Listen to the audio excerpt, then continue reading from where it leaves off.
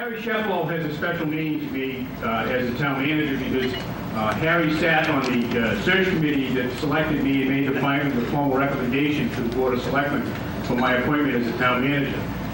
And I think just over the 2-year period that I know him, I know him as well as everybody in this room. And I would like to tell a few stories about some of the things that Harry has done over the 2 years that I've known him, and I think that in telling these stories, I think that everyone in this room can relate to them. They go back, the story that I like to tell, it really kind of disturbs me to tell it because it's maybe kind of an off-color story, but we'll get into that one later. The story that I like to tell is everyone knows Harry is on the Town Hall Building Committee. And as you will hear later on this evening, Harry has spent a great deal of time with that committee to make sure that the ultimate product of the Town Hall renovation is done properly. And he's a very stickler for every particular detail. Now we're coming to the point where we're going to be demolishing the interior of the building. And so there will be little trinkets that will be left over from time to time. And Harry has, on a number of occasions, has gone through the town hall and has looked at these trinkets. About 2 months ago, Harry was walking around with one of the committee members, and he walked up on the second floor and he opened the door. And he said, "I've got to have that," I won't use the word, but it's a water closet. I've got to have it. So he said to Marcia Saltmarsh, he said, "I'll have to go ask Shad for it." He calls me Shad, I don't know why. I'll have to ask Shad for that toilet. So, a couple days later, Harry came to me and he says, "Shad," he says, "you know that toilet up in the second floor?" He says, "I would love to have that." He says, "I can use that in my business. I can make some money with it. I'd love to have it." And I said, "Yeah, I don't know, Harry. I can't. I just put him off." So he goes back and he tells a story to Marcia Saltmarsh. He says, "I don't know what's the matter with that Shad." He says, "He won't clean the toilet." He says, "I can make money with that." He says, "You know," he says, "that toilet," he says, "is worth about $70. So then he comes back to me again. He says, "Shad," he says, "I want the toilet." He says, "I'll give you money for it." He says, "It's worth at least $5.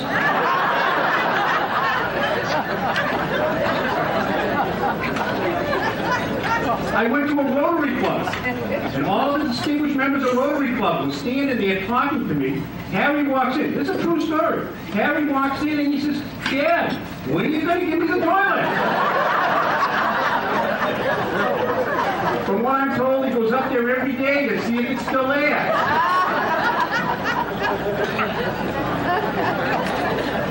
So then he goes back to Marcia Saltmarsh again. And I don't know why he goes to Marcia Saltmarsh for insurance. In fact, it's amazing to me why the Chamber of Commerce in Winchester would even honor him. Because he always goes for the best buy. He doesn't buy his insurance from Marcia Saltmarsh. He buys it from somebody in Woburn. Some little old man in Woburn gives him a better deal than Marcia Saltmarsh. So he goes to Marcia and he says,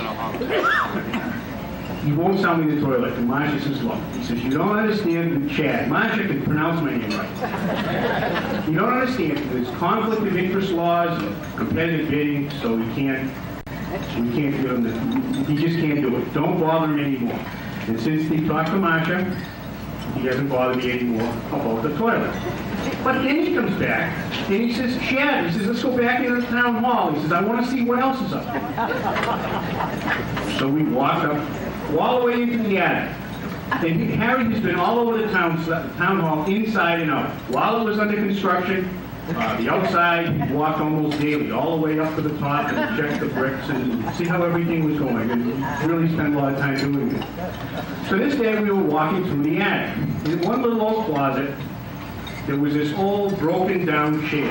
The legs were falling off it, and it just was in very, very poor condition. And it was one of the old chairs that the selectmen used to have when they were meeting.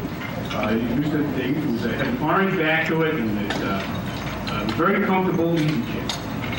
And Harry said to me, he says, you know, Shad, he says, can you give me that chair? And I just listened to him because I know you can't, when you have the responsibility of protecting all of the town's resources, you just can't give the stuff away. So I was very careful about that. So I just listened to him. He said, well, I'd love to have that chair. And he said, because, you know, he said, that's the chair, he says, that I sat in when I was a selectman. And he says, it really would mean something to me if you could give me that chair. And I said, well, we'll see what we can do. So anyway, we're here tonight. And I think if you're all aware of what the recent tradition of the Board of Selectmen is, that as one member leaves office, they present to the outgoing members the chair that they sat in while they were a selectman. So,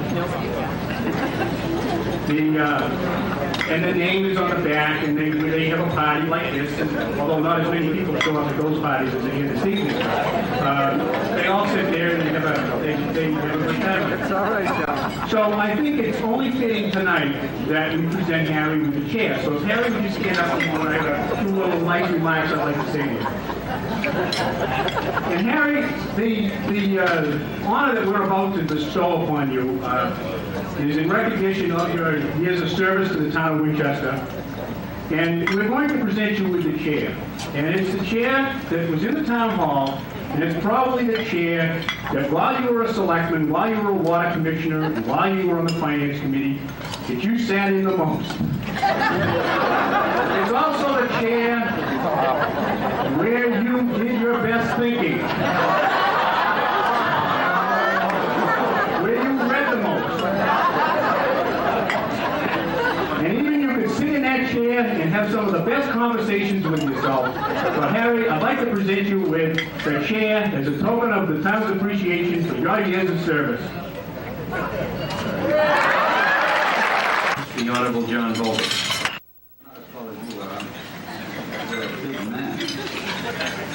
Thank you, John. Sarah, dear friend, the honored guest, Harry and his wife Betty. Representative Rick Saltmarsh, and he says he's not going to take the money even if they vote it.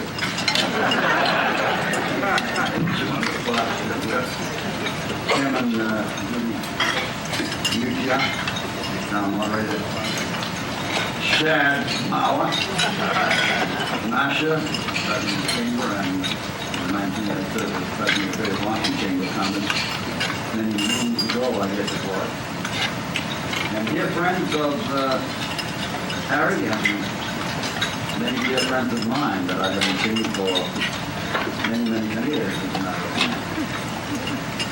First of all, let me say how delighted I am to be here tonight. Harry's a pretty persuasive guy, but he's got a daughter, Alice, who is even more persuasive. I'm out into 3 or 4 nights this week, and she finally convinced me that I could take one more night. And delighted, of course, that I could be here and pay tribute to a man I've known practically from the day after I arrived in Winchester. What was it? 10 years ago, 20 years ago, 40 years ago, almost 50 years ago. I was only, 12 years old? Got married young in those days. And just a person that I've admired and respected for all he's done for particularly this great town of Winchester. Some of you probably wonder why John Bolton, when he came back from Italy, didn't come back to Winchester. Well, there's probably one big reason. The big reason is that both my daughter and my son were living on the North Shore, and my grandchildren were living on the North Shore, and I wanted to be near them. I've been away for 4 years in Washington, 4 years in Italy, and that was one of the biggest reasons that I moved to Nahant when I came back from Italy. The other reason was that I was a damn fool, I suppose you'd say, for selling that little house on Everett Avenue for $122,000. I found... At this time, we're going to turn to the family of Harry Shepelo. And first on the agenda there are Harry's two daughters, Alice Perkins and Marilyn Crescent. Dad is certainly blessed at the young age of 80 to have so many wonderful friends and family who have gathered here this evening to share in the celebration of this honor which has been bestowed upon him. I'm sure it doesn't surprise you to hear that my sister and I can't think of anyone more deserving of this award than our dad. Some of you have known our father as a hard-working businessman. Some of you have known him as a hard-working, dedicated town official. But only we have known him as Dad. So we thought it might be fun to share some of our humorous recollections of life with Father. As we searched our memories, we became very aware that long before they became popular, Dad was in the forefront of many of today's big issues, such as conservation, fitness, women's lib, and smoking. Although some of it could probably be attributed to his well-known frugality, we know he was a believer in conservation as far back as the early 40s, when his two daughters hit their teen years. Since Dad had installed a beautiful tile shower stall in our home, we thought we should be able to luxuriate in it for 15, 20 minutes at a time. Unfortunately, Dad thought that was much too long. As you can well imagine, his zeal to conserve water was the subject of much vigorous debate in the Shepelo household. However, he was even more fervent about conserving energy. For every light left on unnecessarily, we paid a 5-cent fine. This is really a true story. Since this was in the days of $1 a week allowances, you can see how this fine could really hurt a gal. Tonight, to make amends for all the times he didn't catch us, we would like to present him with this bag full of nickels.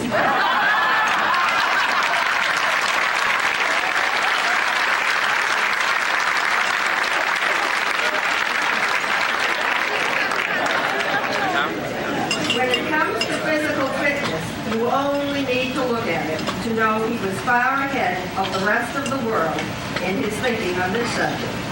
He's been working on keeping fit since he was in his 20s, and it has obviously paid off.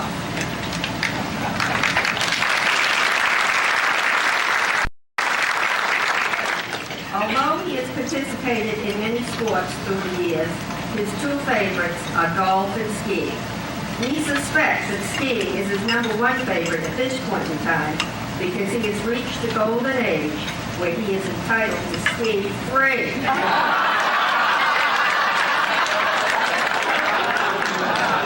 However, it's golfing season again, and we've heard a few grumbles about his putting not being what it should be. We're hoping this loaded putter we found will help him to recapture his magic touch.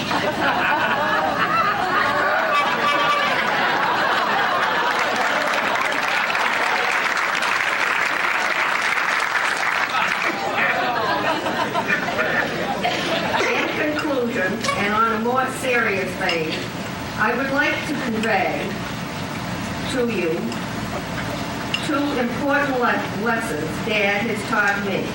And they are hard work never hurts anyone, and you get out of life what you put into it. Thank you, Dad, for what you are and what you have been.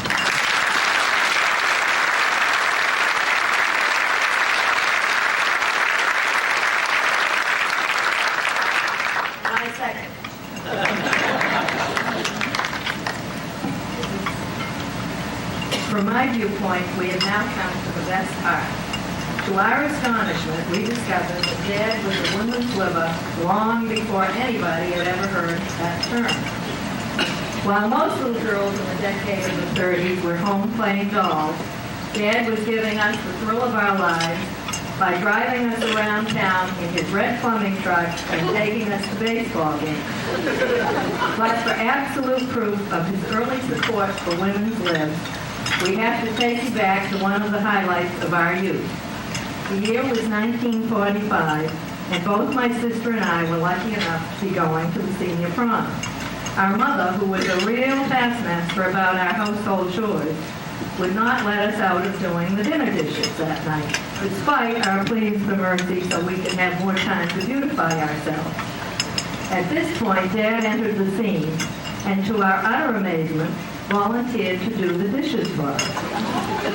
To understand our shock as well as our delight at this turn of events, you need to know that up until that night, we had never ever seen our father wash or wipe one single dish. Ladies and gentlemen, need we offer any further proof that the seeds of women's lib were planted right there in the Sheffalo kitchen on that May night in 1945. Consequently, we thought it would be fitting to present him with a memento of this historic occasion. We saved him all these years.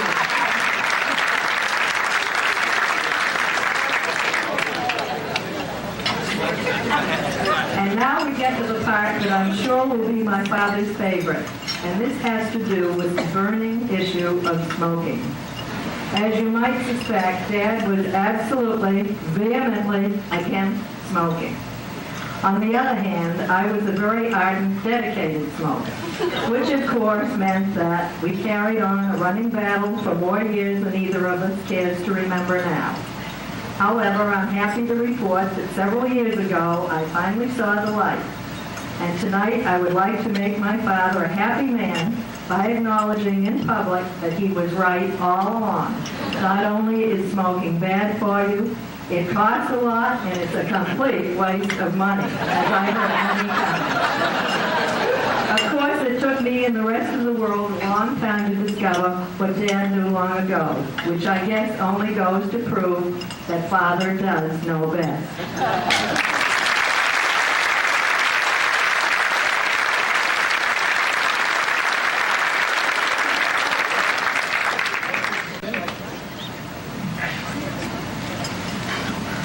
Thank you, lady. Let me introduce the four Sheffalo grandchildren. First, Shelley Preston. That's Preston. Lauren Preston.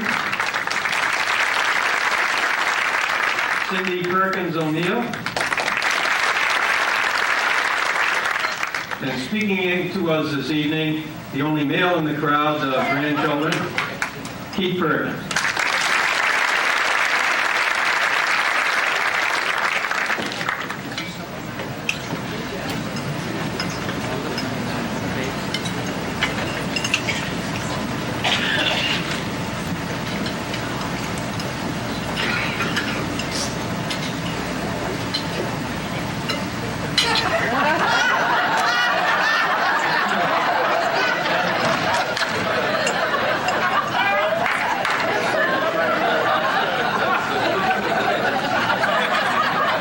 Winchester's Man of the Year is Harry to most of you, but to me, he's Grampy.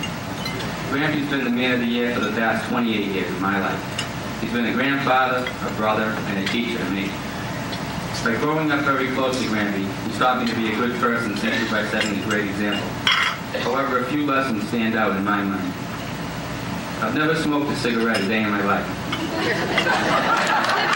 Primarily due to a memory of a 6-inch cigar Grampy gave me to smoke when I was about 10 years old. He made me realize it really was a terrible thing. At this point, I'd just like to give it back to him because I never did finish it.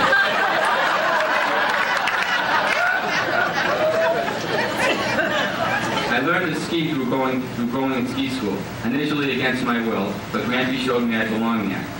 When I was about 8 years old, we made an agreement one day that I would follow him down the mountain. If I could follow him, I wouldn't have to go to ski school. If I couldn't follow him, then in ski school it was. Needless to say, I was in ski school that afternoon. And boy, was he right in putting me there. For the next 2 years, he couldn't get me up. I'm still learning the value of the dollar and the importance of hard work simply by watching Grampy.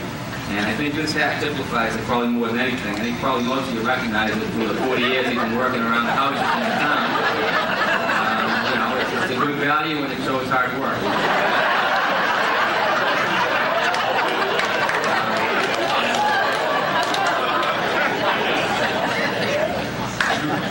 28 years of my life, what stands out most in my mind about Grampy is that he was never wrong. He was never wrong in my eyes. No matter what happened, he always turned out to be right.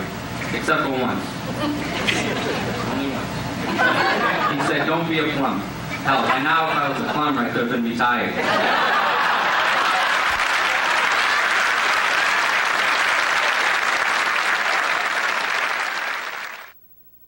Ladies and gentlemen, when you take the job as the MC in one of these things, you meet some very interesting people. And usually you don't meet some of them until the night of the affair. The event. I know you're going to tell some Gary Hart jokes, so I'm very but there's a guy who's on the speaking program tonight who is a former professional boxer, I'm advised, former head of the Massachusetts Boxing Commission, a golfing partner of Harry Shepelo, and I've been struggling with how to introduce him. And let me just try this. Ladies and gentlemen, the former American lightweight champion of the United States, the former professional lightweight champion of New England, the former boxing commissioner of Massachusetts, the still boxing commissioner. This is a single, Harry.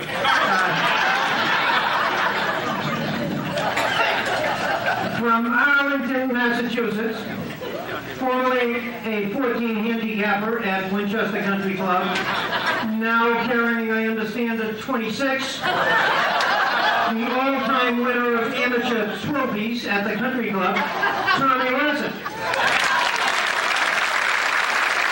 I know he's always thinking of money. And we at the Winchester Country Club need Harry to think of money down there. Well, ladies and gentlemen, this fella has been really something out of this world. I served on the Board of Selectmen in Arlington for 9 years, former chairman of the board, and I never knew Harry Shepelo to take and do anything wrong. And I tried to emulate him in my service to the town of Arlington, and maybe I did the wrong thing because we left the garbage out, we saved $120,000, and I got my brains knocked out over there for doing it. I hope you don't knock Harry's brains out for doing what he did here, saving all that money. And I want to cut this short because there's a lot of other speakers here, and the nice gentlemen that have come here, John Volpe and Salt Whiplash. You know, I sometimes put these things, in the right perspective. Right, with Salt. I really don't want to spend a lot of time talking about that portion of Harry's life that involves Rotary, because he has, as many of you know, received the highest awards from Rotary that Rotary International can bestow upon a member of Rotary. And one of the greatest tributes, really, that we as Rotarians can pay to Harry is to look around the room and see the many Rotarians who are here tonight, who have come to honor their brother Rotarian. There are two. We will act on your membership application later on. But I was 3 years old when Harry came into Rotary in 1946, and don't have real clear memories of him when he first joined. But when I came into Rotary, I was quickly introduced to something that many of you people have heard about called the Rotary Bond. And recently, as you probably know, the Rotary Bond was sold, and that particular portion of Rotary history is now gone. But every Tuesday evening and every Saturday morning, Rotarians who knew the way to the bond would gather and make pickups from residents in the community who were kind enough to donate certain items that they no longer needed And then there'll be an auction. A lot of you people came to those auctions and you were kind enough to contribute to the Rotary so that the Rotary could carry on the charitable activities. And you remember we used to have this old green truck that had a lift in the back, and Harry frequently would drive that truck to various sites, and we would be assigned dates in which we would have to help with the pickup. And Harry, regardless of whether he was 60 or 70 or 80, he would always take on the largest loads and the heaviest loads, and the younger Rotarians would break their backs trying to keep up with Harry.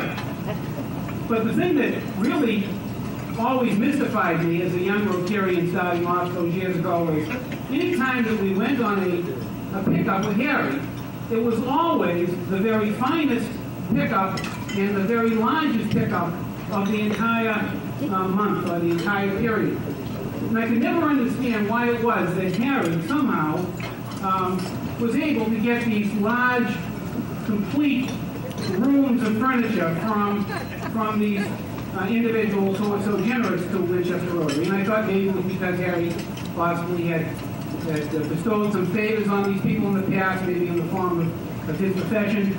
I really didn't know. But when the Rotary barn was sold, we were cleaning the Rotary barn out, and I came across a letter that was addressed to me back in 1981.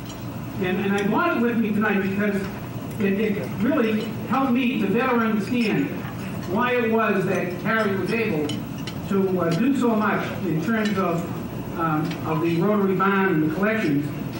And this letter is dated April 5th of 1981, and I will not give you the name of the person who wrote the letter because it might be embarrassing for them, but the letter goes as follows. Dear Mr. Murray, last Tuesday evening, I had scheduled a Rotary pickup of a used mattress from my home, which I was donating to the Rotary Club. The mattress was almost brand new, only having been used on one or two previous occasions. Unfortunately, when the Rotary truck arrived, I was not home. I found the enclosed note on top of the liquor cabinet in my otherwise empty dining room. Now, I guess really the proper thing to do is to read you the note that Harry left to this woman and then finish the letter. And this is the note. It's Harry's handwriting. You can see there. It says, Dear Madam, I don't know if there's anybody here from the Board of Health, so Carrie is here. Mrs. Sofman said she probably would realize that what this letter says is basically true. It says, health regulations do not permit us to take used mattresses. Is that right, Mrs. Sofman? So we have taken your dining room set.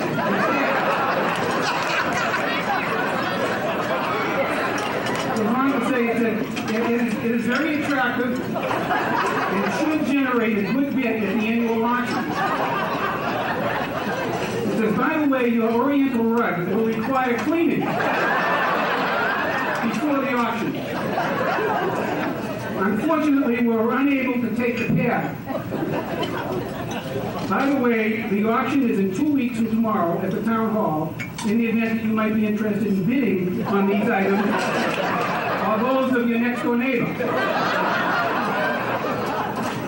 Thank you for your generosity, Harry Shuffle. I was thinking about Harry, who I know in several different ways, but being selfish, I was thinking of him in terms of his term as a selectman. So I got out the town book, Harry.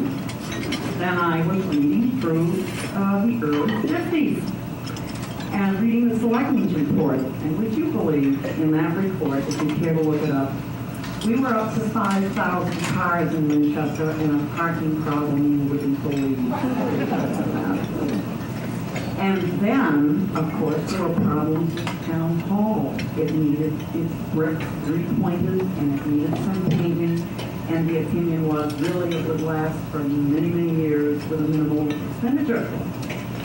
And the big thing that year, is this correct? The big thing that year was the railroad crossing, raising it, right? Big discussion. Well, it was decided we ought to go for raising that railroad crossing. And it went to town meeting, And I'm not going to tangle any further with this story, but I can tell you that according to the town report on this massive expenditure, the vote in the town meeting was 151 in favor to 1 opposed. And I'm not going to go any further.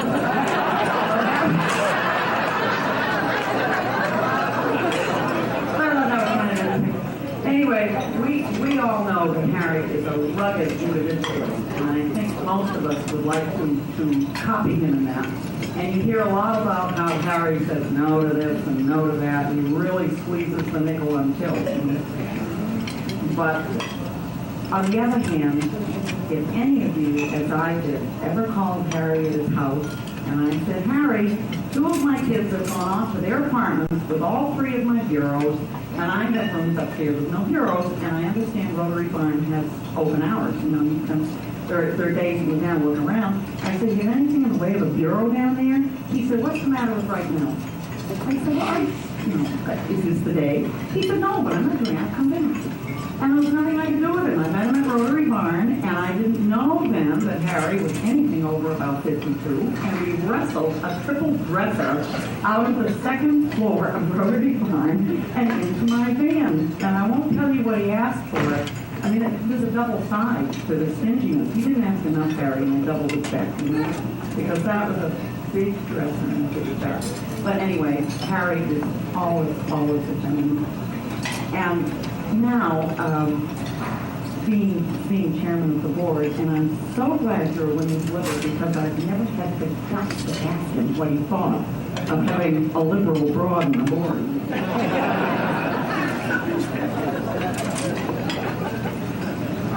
Come on, John.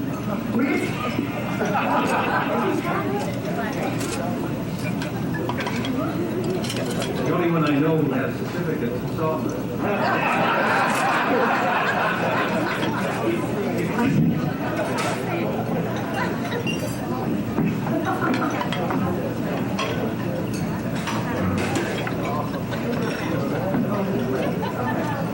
I mean, I know we're not in the same kind of, oh, you're wonderful. This is our citation, and I'd like to read it to you.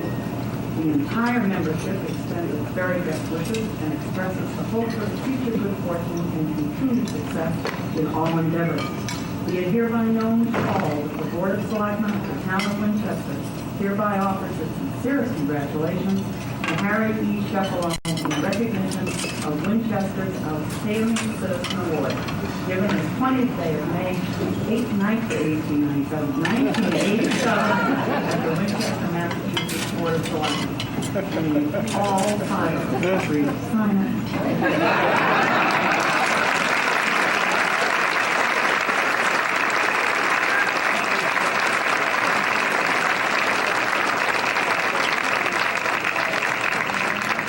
Now, before we end, you know how this evening started, and really, I thought everybody had a very good sense of humor about Shaz's presentation. But I'd like to invite you, Harry, to take a look at another throne. If you will stand up and come beside me. Yes, I think it's about time that Harry Sheffalo has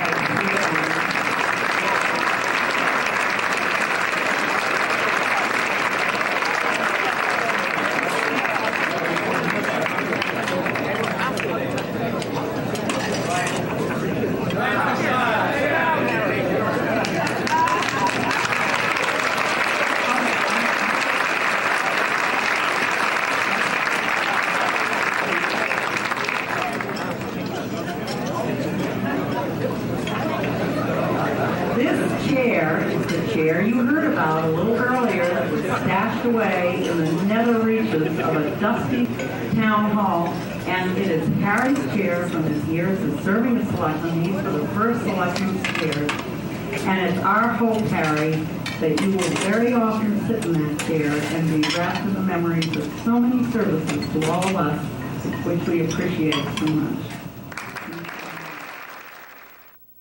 I was jogging one morning. At that time, I was on the Board of Selectmen with Mr. Sheffalo and Mr. Eddie O'Connell. and I was jogging down Wedgemere Station, down in that area, coming up towards Sims Corner, and Eddie O'Connell passed me, driving by, waved, I waved to Ed, kept on running, ran about no more than 15 seconds, and I heard this horrible crash. And I turned around, there wasn't a soul in sight, and there were two automobiles that collided. I recognized immediately that one of the cars was Ed's, who had just waved to me.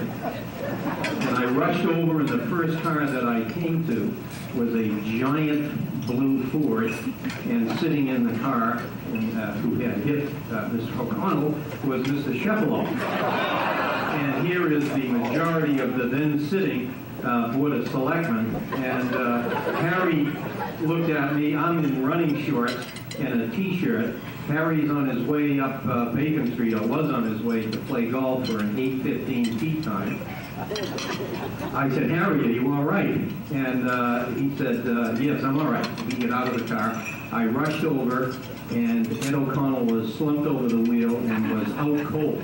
I jumped in the other side, undid Ed's seatbelt. I didn't have a seatbelt. You should have. Ed was out cold, and Harry keeps looking at his watch, wondering about the heat. While I tried to revive Ed, suddenly Harry looked in the window and said, "My God, it's O'Connell." And I said, "I've been telling you that." With that, I was really starting to get worried about Ed as opposed to Harry's tea time. And along came a young lady jogger and asked if she could help. And I said, yes, would you run over to the phone booth there and call an ambulance right away? And she said, I don't have any money. So I said, Harry, give her a dime.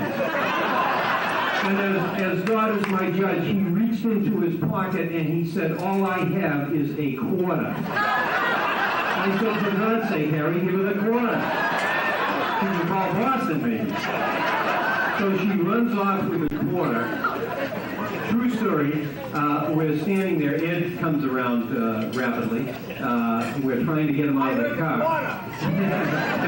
Ed said he heard about the quarter, and he woke him up. Anyway, we heard the sirens coming, and I looked up expecting an ambulance. Instead of an ambulance came Engine 1, the pumper. Jumping out of the pumper is Lieutenant Benacasa. Now, for those that don't know Lieutenant Benacasa, in the early days of collective bargaining in Winchester, of which several members in this room blazed the trail for the town, myself, Mr. Shepelo, Mr. O'Connell, Mr. Saltmarsh, and few. Blazing on the other side of the table was Mr. Benacasa. And he showed up and he took one look at Sullivan and his shorts, these two cars, nobody else around, and this pretty girl standing there, and he thought he had a winner. He thought he had McElhinney's job by noon. He finally got it straightened out, and I'll never forget, Harry said, if somebody will give me my quarterback, I can make my tea time.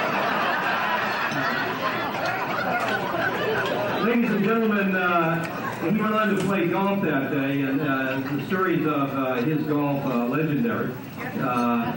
And we are fortunate to have tonight the president of the Winchester Golf Club. The representative of Winchester Country Club. Not really, we have a little gift here to Harry, but not really as his position as the outstanding man of Winchester. We're giving you a gift, Harry, from the Winchester people as this year's sandbag. And let me explain that a little bit. We have a room up in the Winchester Country Club at 19th hole, and we meet there on a Saturday or Sunday morning, or any time, and we match up teams and we go out and play, and it's fun. And Harry comes in, and someone will say, Harry, we need a 4. Would you join us?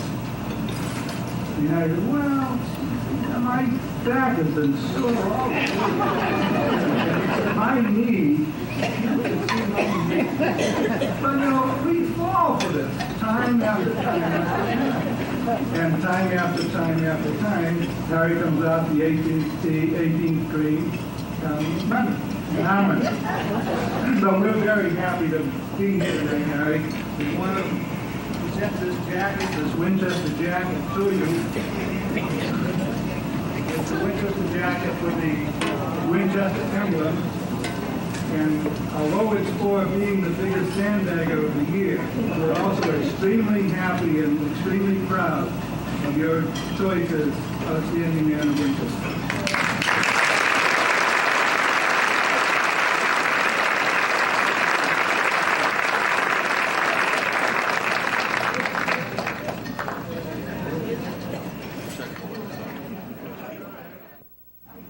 That was a great introduction he gave me.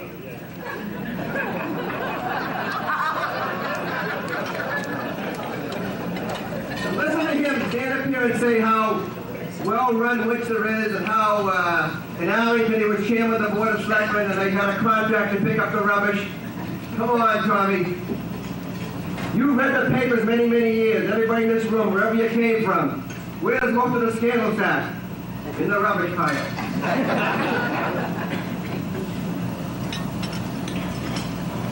I saw something happen here tonight. I really couldn't believe it, but I guess after knowing Harry for many years, it's true.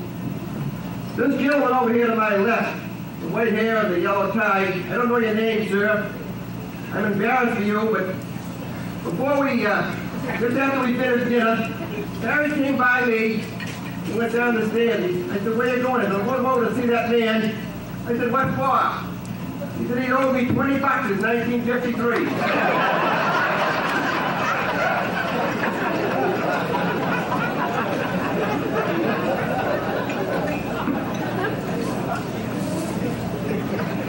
There's another first here tonight. Oh, you hear about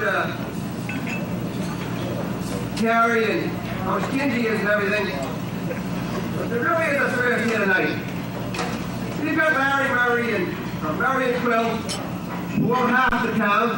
We've got Harry who owns the other half.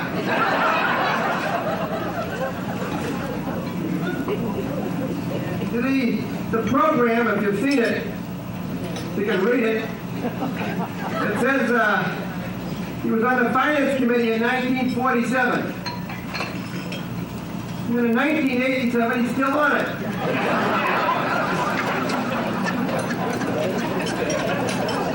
I wonder why, Tommy. No corruption in Winchester. 50 years in the Finance Committee.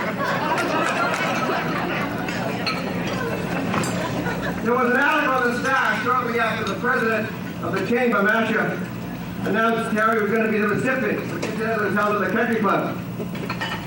And they had interviewed Harry, and they asked Harry about a number of things. He said, I never took a political contribution in my life.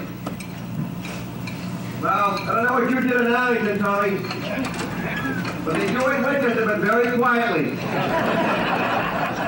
50 years of Finance Committee, Tommy.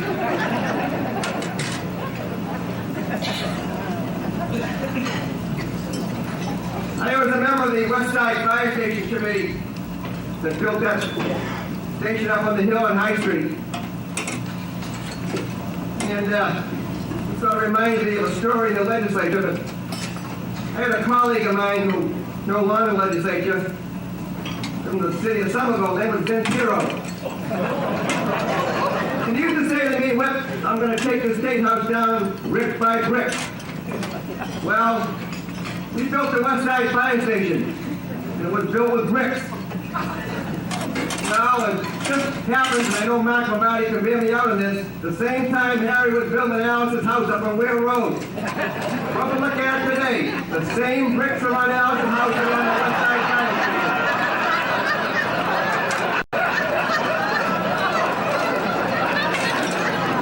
They talk about Beacon Hill and Arlington, Tommy. I wish they would just do it a little quieter.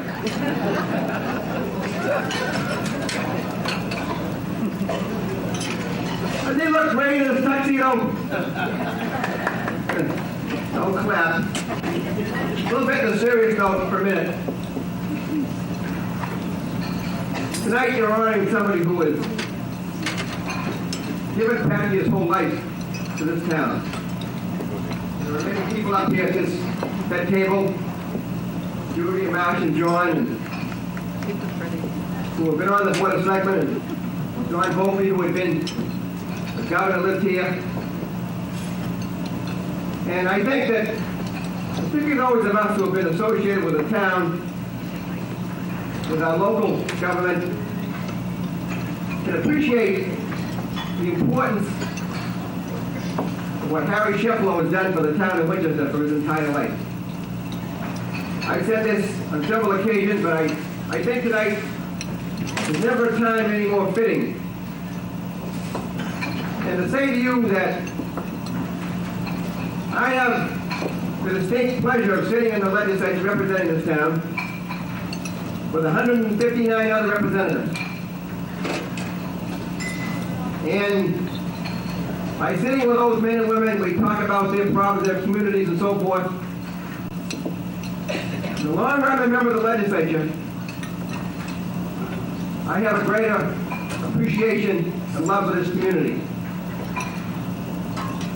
And tonight, that love and appreciation that I have, and everybody who is here, who has the same love and appreciation for Harry Sheplow, is because of a man that we're honoring tonight, who was given so much time and effort and dedication for thankless tasks with no pay to make this town what it is. Believe me, we have one of the finest towns in the Commonwealth, if not the country.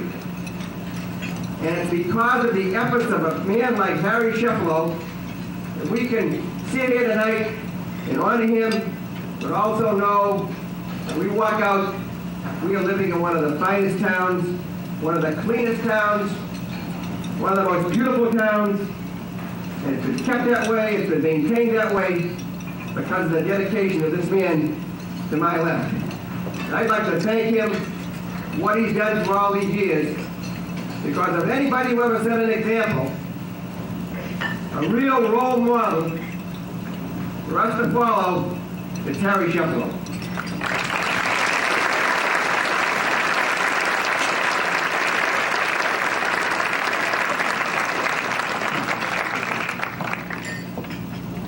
I have a copy of resolutions which I'd like to read.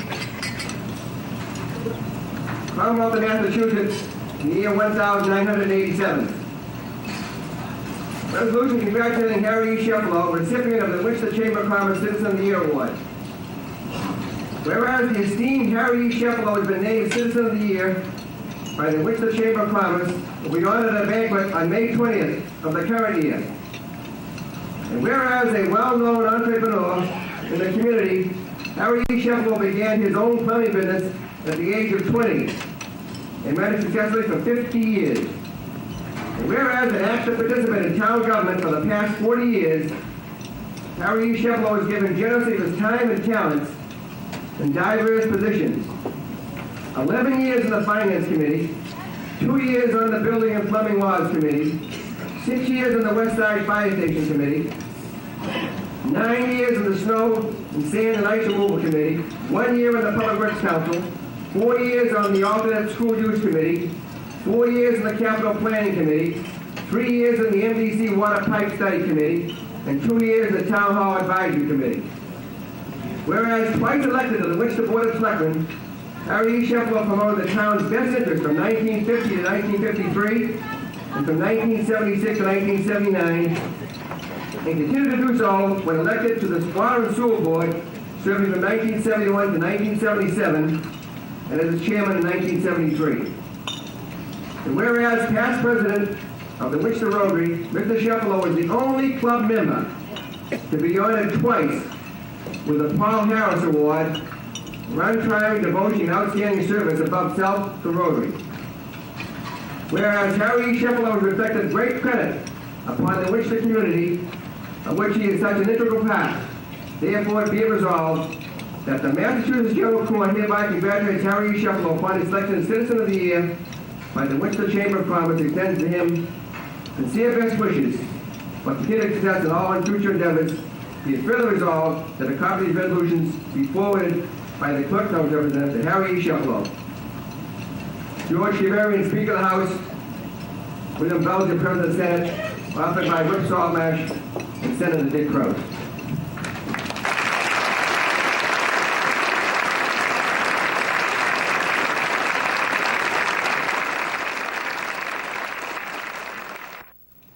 as follows. The Commonwealth of Massachusetts, Mike Lester Caucus Governor, to Harry E. Shefflow on receiving the 1987 Citizen of the Year Award from the Winchester Chamber of Commerce, which is deserving recognition by all the citizens of Winchester, Mass.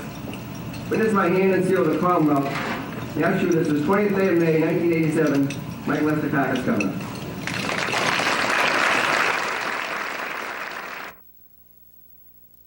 Thing I'd like to add to all the accolades that Harry's received. On their honeymoon, Harry and Betty went to Niagara Falls.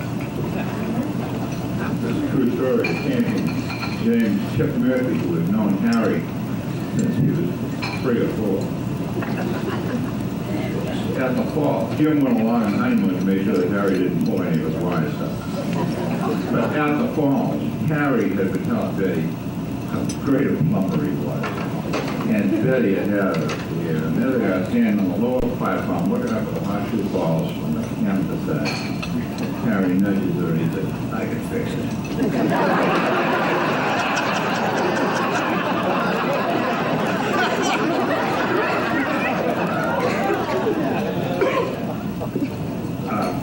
I've been with Harry quite a bit, and I did this from memory, and if it looks more like Betty, she's much better looking than Harry. Harry, I'd like to give you this from your friends with about 500 signatures, and if you just take it from me, Harry, before I grab it. Thanks.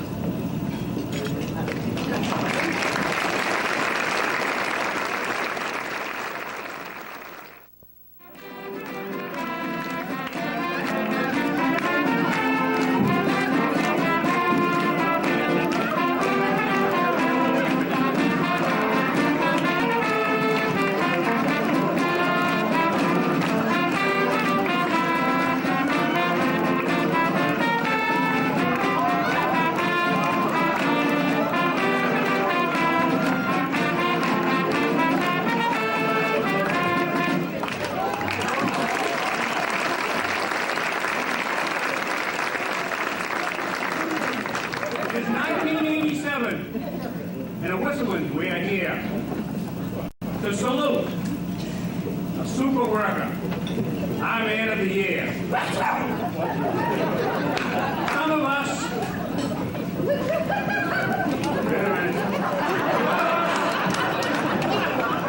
one of us is out of sorts. Another is rather shy. But all of us would walk the plank for this great guy.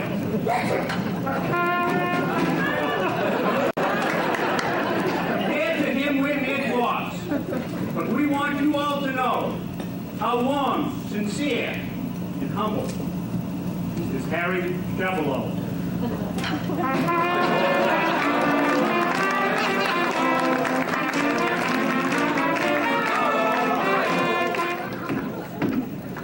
My stock goes back to Italy, but a native son is he. A high school jock, baseball and sport, but then he learned to ski. So 80 years, he's young as I'm happy to report exactly what you always knew, my granddad's quite a sport.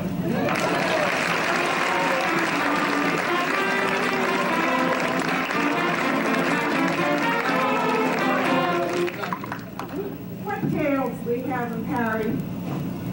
The magic ways we met.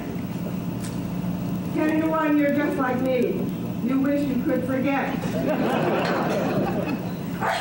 He plunged right in with stinking hand. I had no time to fear. Bashful though I may be, I sure was glad that Shefflow was here.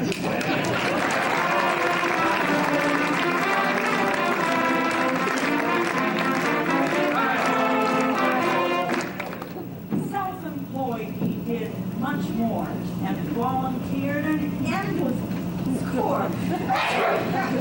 How we come to Rotarians selectman group.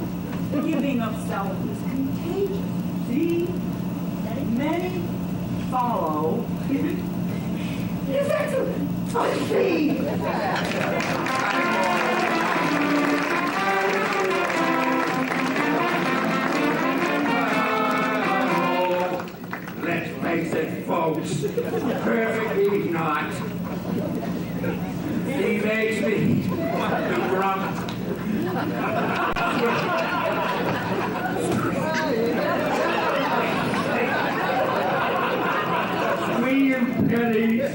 the old town hall. Big spender, not this chump. That old noble clock. He found a way to get its room to tick.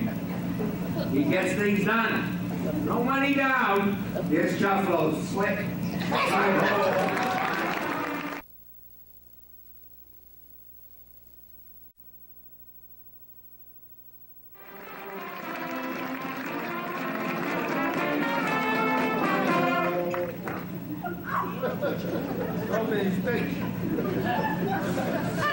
They think I'm dopey, huh? We work, everybody else is dumping these lives now. I'm the only one that got them. When work is done, he's on that hill for the country club. Digging turf gives him a thrill. I say, no thanks. He calls me Moby. My response, it's you that's dopey. A cutting sport, what could be better? Well, shoot it for a political puller.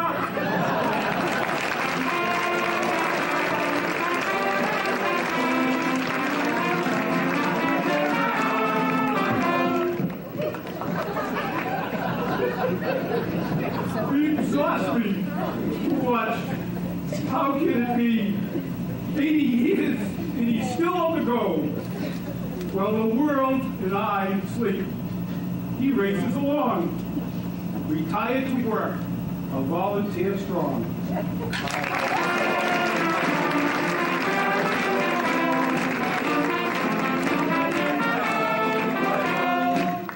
We seven joy sing our praise, although he's not out.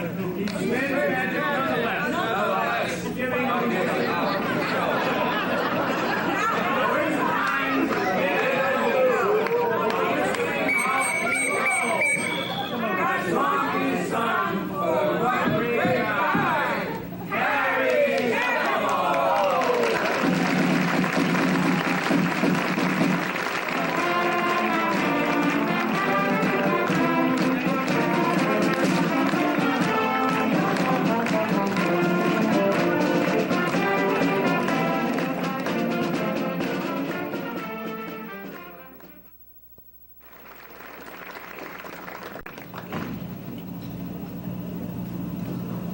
Ladies and gentlemen, we have received a letter also, which I'd like to share with you, and I'm sure, Harry, that you will treasure this always.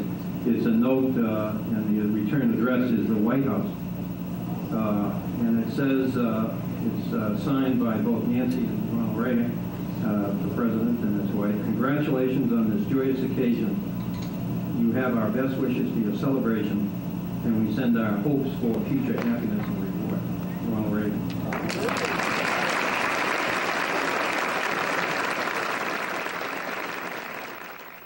Does not deserve a lot of recognition, but the seven young folks who gave up their valuable time to participate with that group, and I understand the rehearsals have been looking at the people that are here and the many people that have spoken and the long history of his involvement here in the town of Winchester. It's hard to not recognize this man, whether it's here or it's when you just see him in the street. I know of no greater honor to introduce a guy than to say this. Ladies and gentlemen, my very good friend, and the very good friend of a lot of people, many of whom are here tonight, Mr. Harry Shepelo. Harry.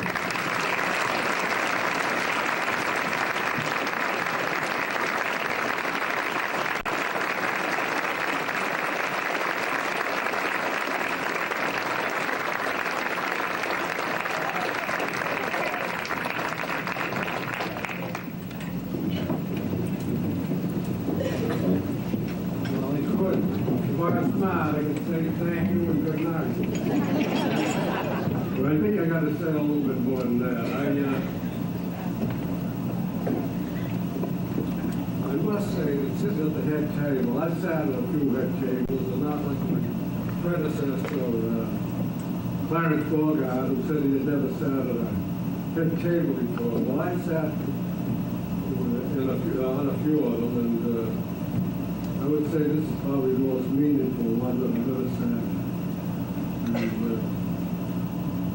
And, I thank you all very much. I don't know what to say. I'm lost for words. This is beyond me. I would like to take my friend here over the hurdles, show you what kind of a guy he is. He made a date with me at the Winchester Country Club to play golf last year. And a couple of days before, not a couple of days, but a week before the date was due, he called up and he says, Harry, he said, I'm not going to be able to make that. He said, I'm going out to the Firestone, out to the World Championship golf tournament. Because I got invited to that, so I'm going to drop you like a hot potato. John for it. But John, I would have done the same thing. Get to the Firestone tournament, it's like getting to President Reagan. I don't know, anybody got any questions? I didn't know.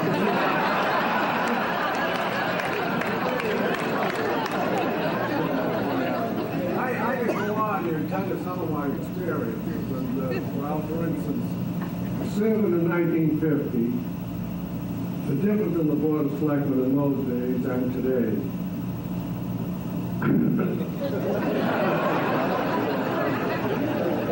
In those days, the selectman's office consisted of 5 selectmen, a secretary, and an assistant secretary. In 1976, when I went back there, it consisted of a board of selectmen, town manager, assistant town manager, and 3 clerks. So you can see the difference. And I don't mean to say that that's belittling the new selectmen or the present board of selectmen, because in those days it was much easier than it is today. In those days we didn't have to contend with the federal government, we didn't have to contend with the state government. We ran our own show in town, and it was much easier than what these fellows don't do now. Give you an example of it. We were over the Selectmen's Association meeting over in Stoneham one time, and the speaker over there was Tax Commissioner Long. And he got through with his speech. And then he had a question and answer period. And, one fellow got up and asked what he thought of town managers. That's when the town manager was just starting to come in. And Long said, well, I think they're here to stay. I think we need them. Another fellow got up and he said, well, the town of Winchester doesn't have a town manager. They do all right. He was quick to say, if all towns would run like Winchester, we wouldn't need town managers. So,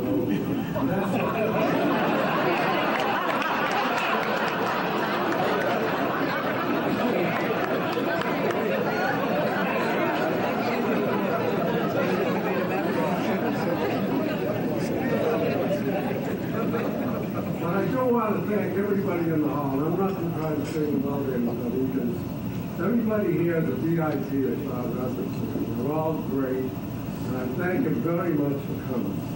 Thanks.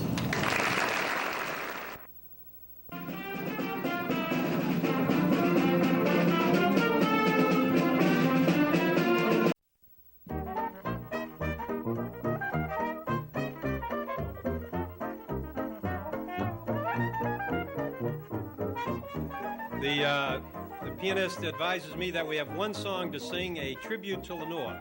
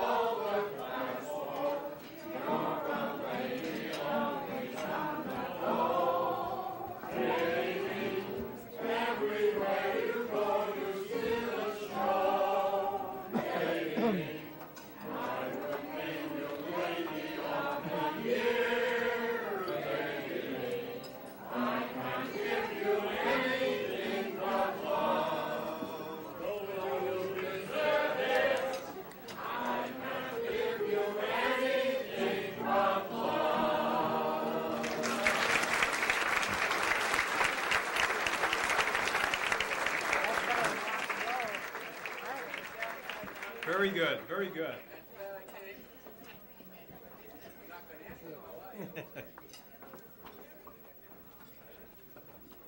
Ladies and gentlemen, we have some friends of Lenore's some from the Jenks Center that wish to make a few remarks. And the first speaker is Mr. Clarence Beauregard.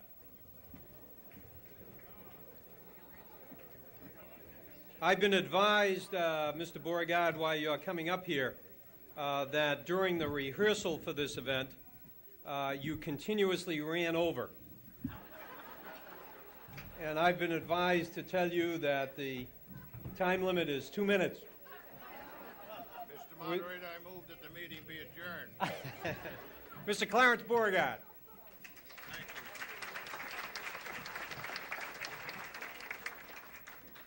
you. Now this, I don't know which one of these mics is working. Can you all hear me?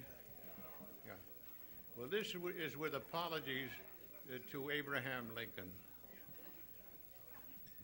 Slightly more than 7 years ago, our Chamber of Commerce brought forth upon this community a new notion, conceived in equity and dedicated to the proposition that only men are created equal, but that some men are created more equal than others. From among these supermen, therefore, that one deemed to have done the most to foster and promote the old spirit of Winchester was to be chosen Man of the Year. Women were not even mentioned. They stayed in those days in the kitchen where they belonged.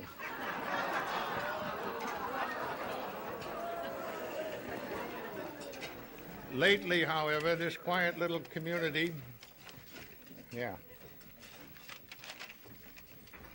has become involved in a great civil war between the sexes, testing whether this community or any community so conceived and so dedicated can long endure. The result has been that in desperation, our women have finally come out of this kitchen and today are threatening to take over in all respects. Faced with such formidable opposition, we find ourselves obliged to capitulate. There is no way we can win. Women are smarter than we are. There are more of them. They outlive us, and they have more money than we have. So what chance do we have? So we are gathered here tonight to help the women celebrate a great victory in that war. We are met to honor a woman as the Chamber's choice for 1988 Man of the Year. This has always been accorded to one of the masculine gender, but this year the honor has gone to Miss Lenore M. Rich, whose long and distinguished career in the service of the entire spectrum of Winchester residents is known to us all. It is altogether fitting and proper that we do this, but in a larger sense, we cannot nominate, we cannot inaugurate, we cannot recreate this wonderful person. By definition, she is totally ineligible for this distinguished honor. No matter how good her credentials may be, neither the Chamber of Commerce nor we can alter the fact that this he is a she. There you have it.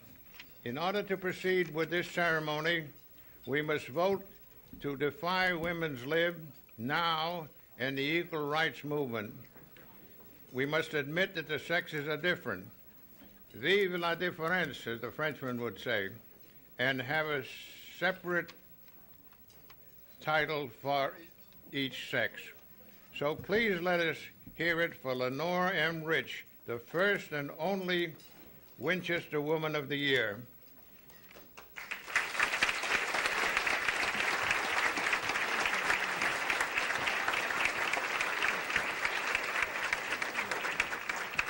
In my opinion, it couldn't have happened to a better guy. Watch your step there.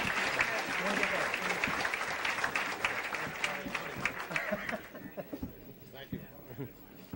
I said to Clarence, watch out for the purse on the stairs. He said, you shouldn't have pointed it out. I was going to grab it on the way by.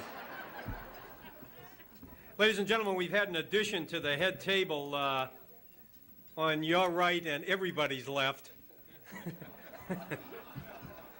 The state representative from Winchester, Sherman Saltmarsh. That's enough. Ladies and gentlemen, the next senior, Polly McGuigan.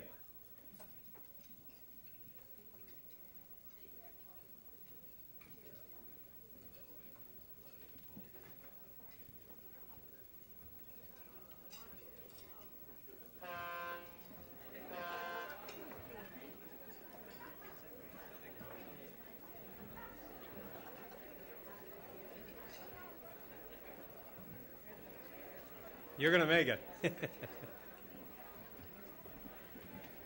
the wire.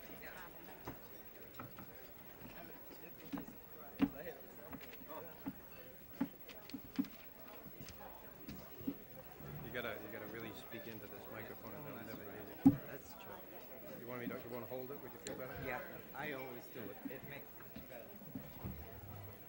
I'm only going to mention a couple of things that happened since I've known Lenore. Unfortunately, I didn't have her in school, and my children didn't either. But since I've gotten involved in the senior center, which was back in 72 or 3, and you know Lenore's been very involved, so we have been very good friends. And there are a couple of situations I thought were worthy of mentioning. You know, all of you know, Lenore has done publicity for the senior center since we started.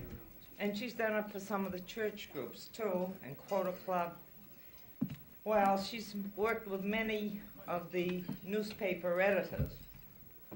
Gotten along very well, but with one of them she had a few problems in the beginning. And the payoff was when one editor told her that her writing wasn't just right for him, and he recommended a book costing $19.95. Well, she told him she didn't have a degree in journalism, but her bachelor's degree was in English, and then she had a doctorate in education. Well, it must have registered a little bit. When she came back and said some more about it, I offered to go with her the next time she brought stuff in. I was ready to help her punch him in the nose, but unfortunately, the next time everything went very well. Now they got to admire each other immensely, so everything turned out very well. Then, as you all know, Leonore was very ill 3 or 4 years ago in the hospital. And it really was unbelievable to see Leonore walk down the hall pushing her IV tube, and everybody's head poking out of their windows, their doors, excuse me. Oh, hello, Dr. Rich, how are you? It's either the visitor or the patient, but everywhere she went, everybody knew her. Poor woman had absolutely no privacy at all. So, and I can say it's marvelous to have her here to accept this award when you think back of how ill she was at that time. Thank you very much. Thank you very much. Watch your step now.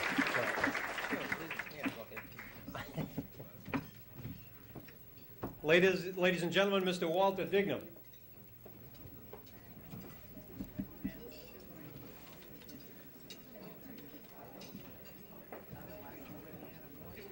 Walter, I think the best route is to go right around there. In fact, why don't you bring Vinny with you? He's the next one and we can save some time. Vinny Berger, why don't you come up here too?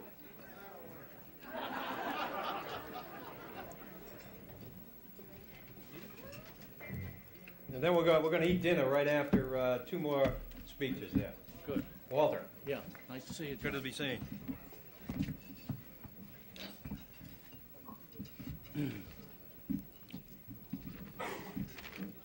Hi, Leonore. Your life has caught up with you. Here you are being crowned as the First Lady of Winchester tonight, surrounded by hosts of friends, a real great tribute to you. As one of these friends who has worked with you on senior activities, I have observed firsthand the contributions you have made to the Winchester Seniors Association and to the popular Jenks Center.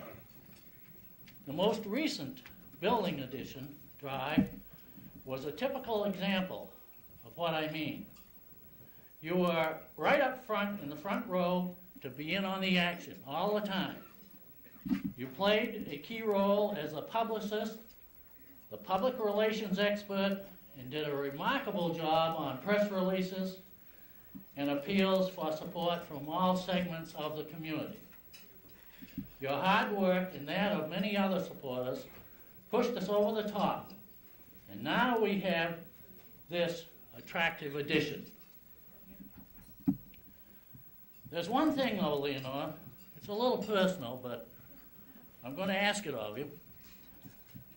If in the future we have another project of the magnitude of this one, and the telephone contacts are necessary between us the way they were this time, would you please find a place to store your hearing aid near the telephone?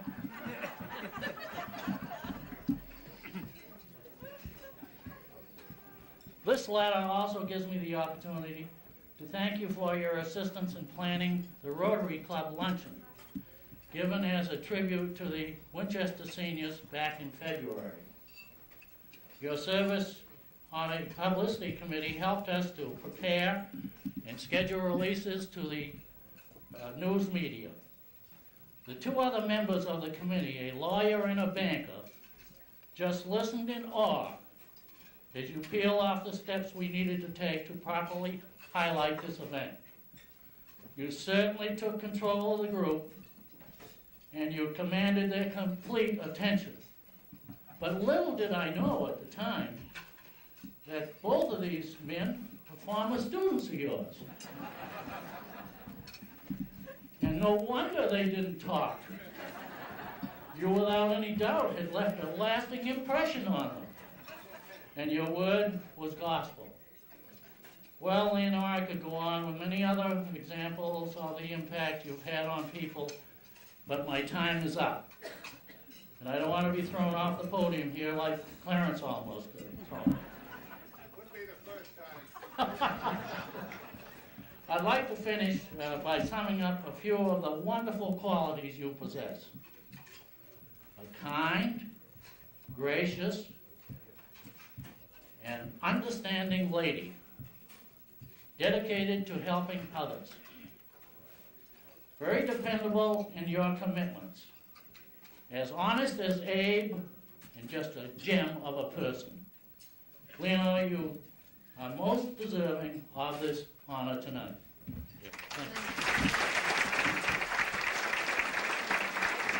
Thank you, Walter. What's this? Vinnie Berger. After Vinnie is Randy Kazazian. So he, right down front, that'll work, right? Thank you, John. Right. Mr. Moderator, town meeting members. Oh, no, that's tomorrow night. This is a letter to Lenore from my wife, Marge, and I. This is a letter to Lenore from Marge and I. We consider Laura one of our dearest friends. And it reads, Dear Lenore, to paraphrase Elizabeth Barrett Browning's inspiring words, how do I love thee? Let me count the ways. Let us speak of the reasons you are being honored tonight. For your gift to the generations of children in Winchester, for your dedication to them as a teacher and a principal. You have touched so many of their lives, and they have flourished and have become better human beings because of you. For your dedication to your church. You're the epitome of a true Christian woman. Your faith has sustained you, and you have been an example to us all. For your role as a historian, you have faithfully recorded the important events of yesterday and today, so that those who follow will benefit by these experiences. For your unique ability as a writer and a speaker, you make the English language take wings, and we relish and envy the beauty you give to the written and the spoken word. for your humor and your ability to laugh even in adversity. Your happy nature has brightened many of our days. For your service to the elderly in the Winchester community at large, you have given of your time and talents to improve the quality of life in our town, and we are most grateful. But Lenore, if you think that in the December of your life you can rest on your laurels, you are mistaken. We are attaching a poem for you to consider, and I believe you will make plans to start anew. And the poem is called Hourglass, and it states, December is the year's hourglass through which the smallest day must pass, and with the setting of the sun on that short day, the year is done. Then time extends a gracious hand, upturns the glass, which holds the sand, and a new hope stirs each mortal when the days begin their course again. Thank you.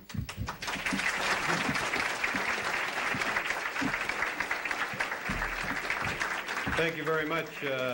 Very, very nice. Ladies and gentlemen, Randy Kazazian. Ready? Mr. Moderator, tonight I choose to toast Lenore. My association with her started upon my retirement and has been one of my greatest one of my greatest pleasures following and working with her. She serves on many committees of the Jenks Center and serves them all with sincere interest and cooperation. She is my girl Monday at all the Recreation Committee meetings. She never refuses an assignment or to help anyone. Her sense of humor is to be envied. Her stories are one of the great sources of amusement to everyone. I'm aware of Sunset Rose, Lenore. I do hope it's a long one and that we walk it very slowly. As a gesture of appreciation and knowing about your lack of green thumb, Rena is entrusting in your care one of her beautiful violets, guaranteed to blossom forever. Thank you. Thank you very much, Randy. Appreciate it. Ladies and gentlemen, Barbara Champa.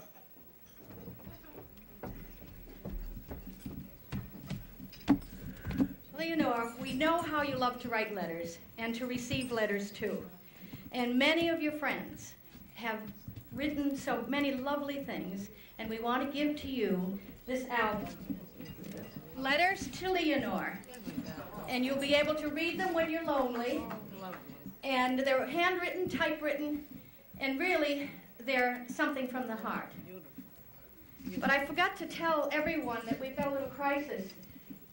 You'll have to look under your table or on the edge of your chairs because Leonore's lost her purse. Is there anything that you could do about finding her purse? Where's her purse? Oh, her purse. Find that purse. Will you look under your table? You're not cooperating. Oh, dear. Anyone know where it is? It's a tiny little green purse, very small, and it has a purple ribbon on it. George, you've got something there. Will you let George through?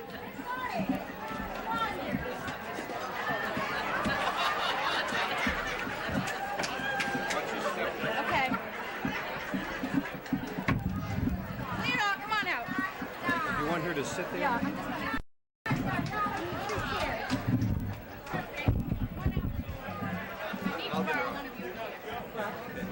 Sit down on your chair. If lost, return to Leonore.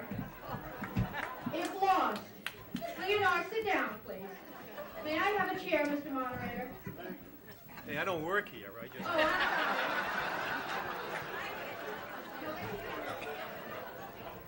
$100 an hour and I gotta do heavy lifting. Leonore, we really don't like to invade your privacy. We don't like to invade your privacy. But I think that this is really a time when we should all share what Leonore has in her purse. I've never known what was in there. And she's always losing it. Always losing it. So let's see what we've got here in this tiny little packet. Oh, a typewriter. Someone stole Leonore's typewriter when we had our extension put on. And she doesn't like computers, she likes the manual typewriter. Try it out, Leonore. It works. It really does. Now let's see. Oh, Leonore, you told me that, open it up. You told me that you went up to Burlington Mall today to get a refill for your hearing aid. I didn't know you were going to make it, so we got you this instead. Will you try it on?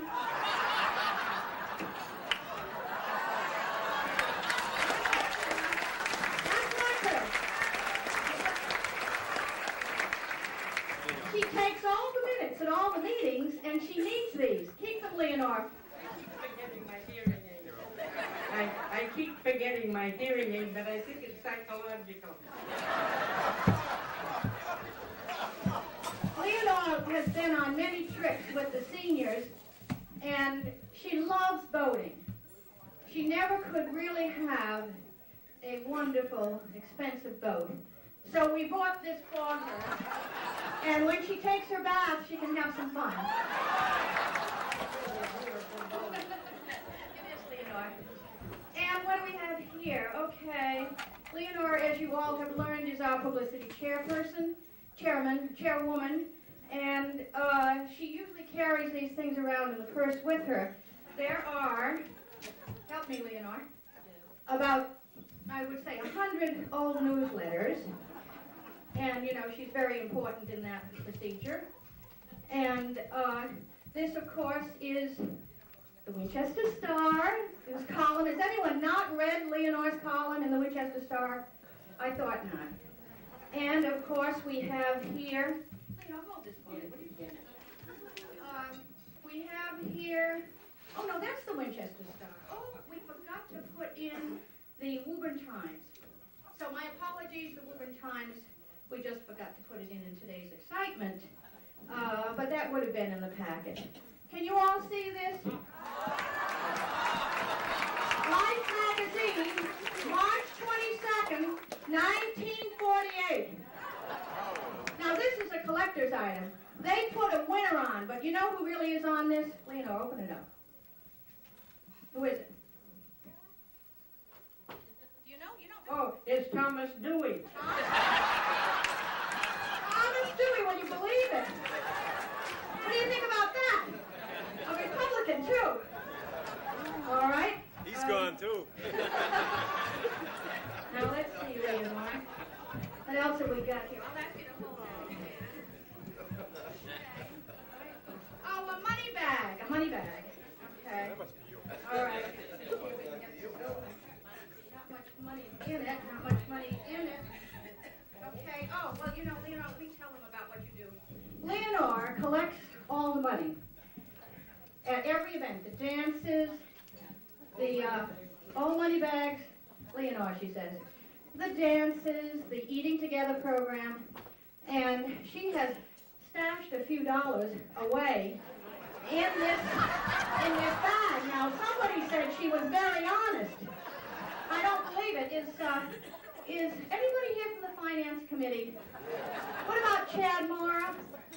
If it's Chad, in the where are bag, you? it probably came from the State House. He goes, everybody! Winchester doesn't need any money. Now, let's see what we've got. Okay, Leonore, pull this. Oh, wait a minute. Let's take this out. Okay. Leonore, you're always looking for these. Yeah. And Leonore, you're always looking for that. Okay, all right. Now, let's get, thank you. Azalea Bedelia is helping us here. Okay. Leonore, the Winchester Seniors Association had a raffle, and they raffled away the Ford Escort. There was a booby prize, and this is it. Here you go. There's Leonore's booby prize. She needs a car. My car has seen a few summers and winters. It's 1973. Is it a Torino? No. It's something. Grand Torino.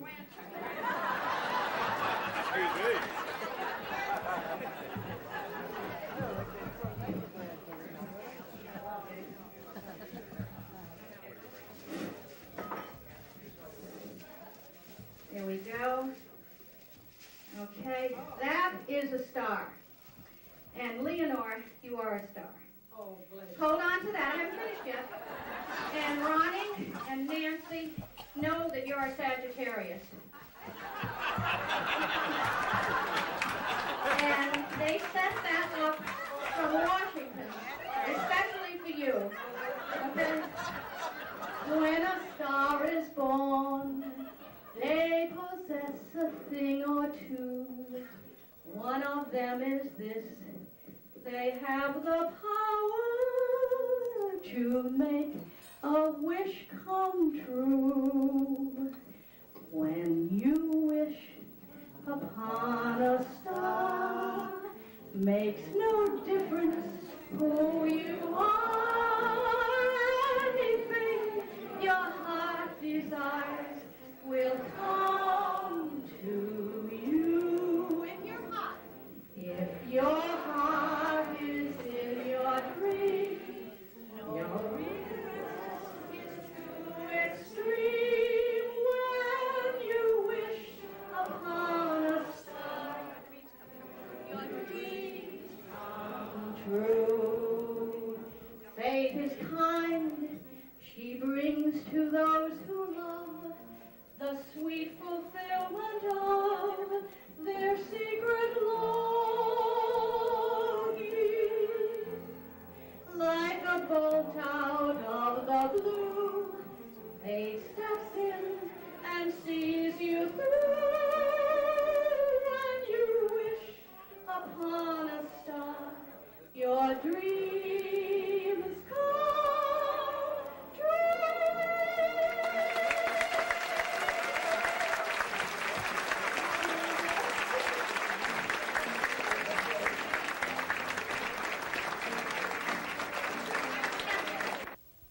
There's a special feeling with cable. You've got it, and it shows.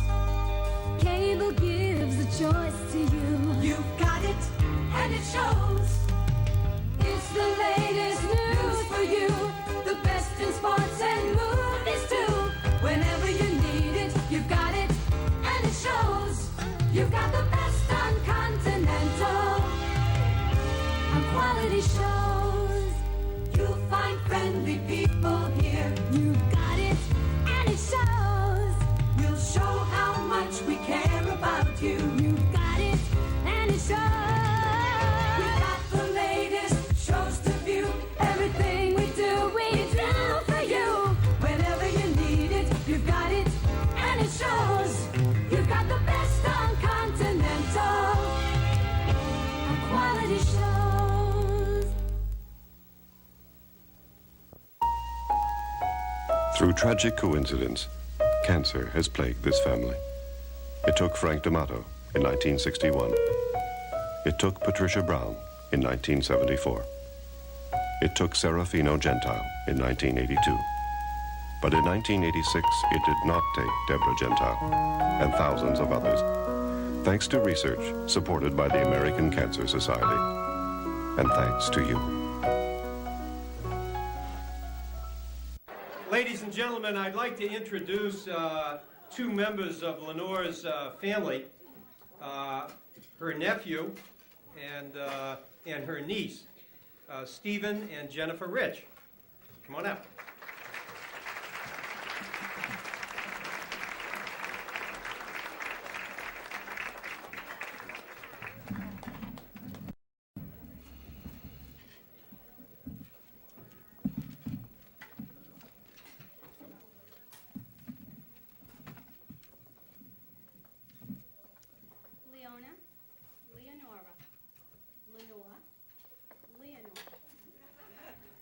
Many names for the wonderful person we call Oni. How lucky can a niece and nephew be? She has been such an influence and an inspiration in our lives. Her love, devotion, concern, humor, wit, and support have been such a part of the family. It's just impossible to think of growing up without her. She has followed through so many phases of our lives. From the early days when we would spend an evening just coloring, or having her read to us, and no one could make a story come alive like Oni. To our college days and now our careers, her interest has always been with us, 100%. Imagine having someone like Oni with you every step of the way. How lucky we have been. It is a proud night for this family, but we have been proud of Oni for all of our lives. After all, she is the best of the best, and we are so fortunate to be blessed with our very dear and loving Oni. Thank you, Oni. We love you.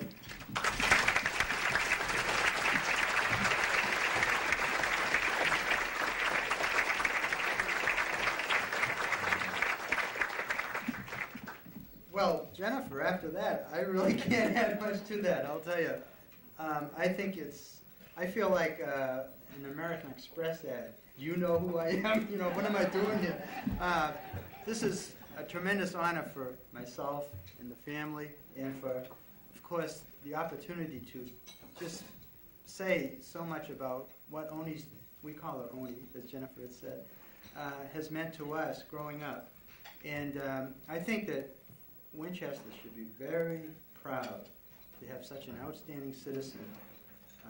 And the accomplishments she's made are just incredible, both in our lives as well as the community in general.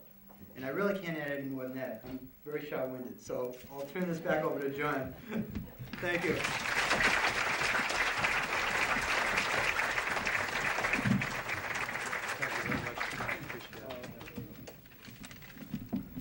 Thanks a lot, Steve. Okay, John. Appreciate it.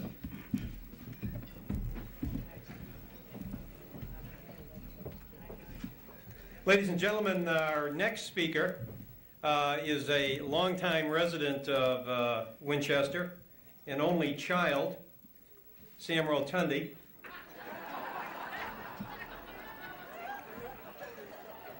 And Sam is sitting over here to the right. He was a student of Lenore's, and he wanted to make a presentation, but I had to promise to recognize Mr. Rotundi, Senior Mr. Rotundi and Mrs. Rotundi, because if I don't, they spotted my car coming in. So, Mr. Rotundi, you want to stand up so everybody can see Mr. Rotundi. Mr. Rotundi is one of a representative group that's here tonight, and that's parents, in his case of 13, but parents of students who went to the Washington School. And maybe if everybody who had a child or has a child that goes to Washington School would raise their hand, it might be a good indication. And one of her better pupils, we will meet later in the evening, one of the less fortunate, but one of her better pupils went from Winchester on to Brown University and then on to law school and then represented the town of Winchester in the state senate. Sam Rotundi.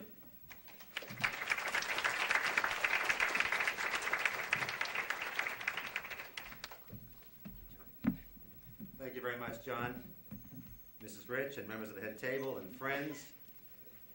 I can't think of any individual who would have prompted me to leave a very wonderful private life that I've been enjoying lately to get anywhere near a microphone again than you, Mrs. Rich.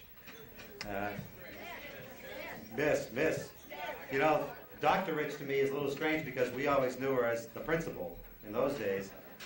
I came here to honor Miss Rich, but as I walked through the hall and saw so many of your faces, and as I read the past recipients' names, and if you look at that program and take a look at those names, and as well take a look at some of the people sitting at your tables, you realize that this is a night to be very proud of being a part of a very special community. Winchester is not just a quiet residential place near a lake. It is made up of a very rich mosaic that is comprised of individuals like you and these past recipients and Ms. Rich, who have dedicated themselves to such an extent that their very personalities and professions became interwoven into what was Winchester.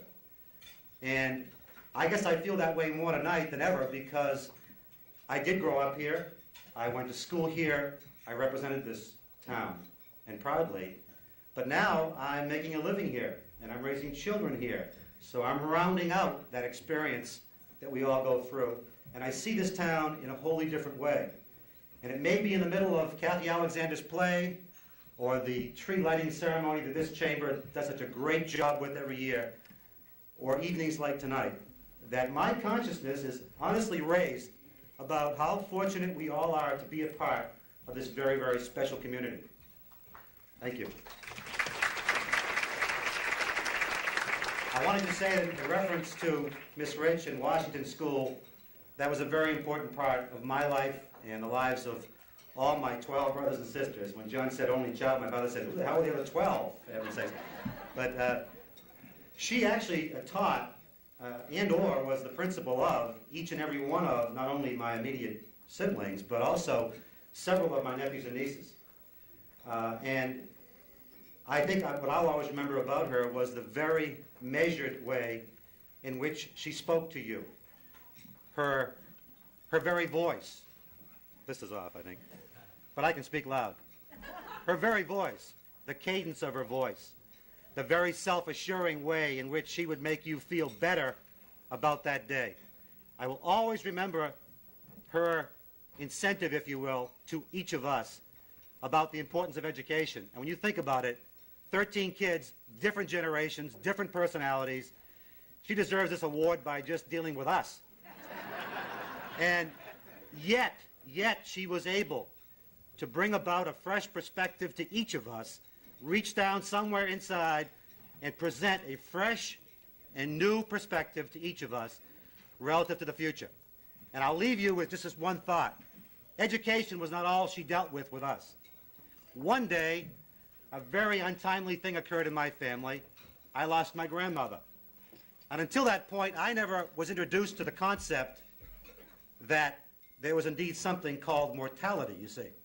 I was a fourth grader, and we had to leave school to go to the ceremony. But I didn't want to go to that because I didn't want to confront it. She took me in her office, and I'm sure by her look in her eyes, she remembers it very well. And she talked to me not about death, she talked to me about winters that always turned into springs. And I swear to you that I have remembered that concept, and it has been important to me today and throughout my life as it was then. And that's the specialness of Miss Rich. And I want to say to her that if I haven't said it before, thank you, we love you, I love you. Thanks. I love you.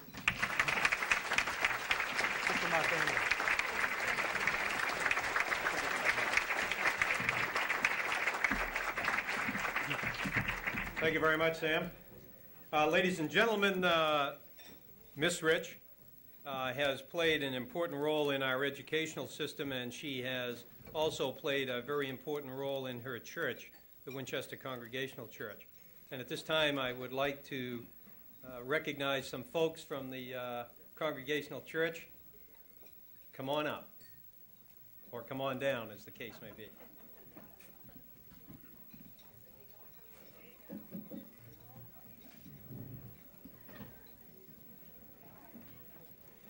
I hate to tell religious jokes, but they remind me of Episcopalians. They're discussing it. Come on up.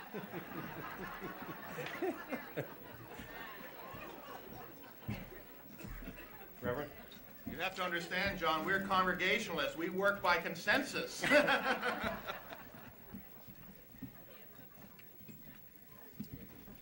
On your tables, I hope most of you have found a parody on Waltzing Matilda.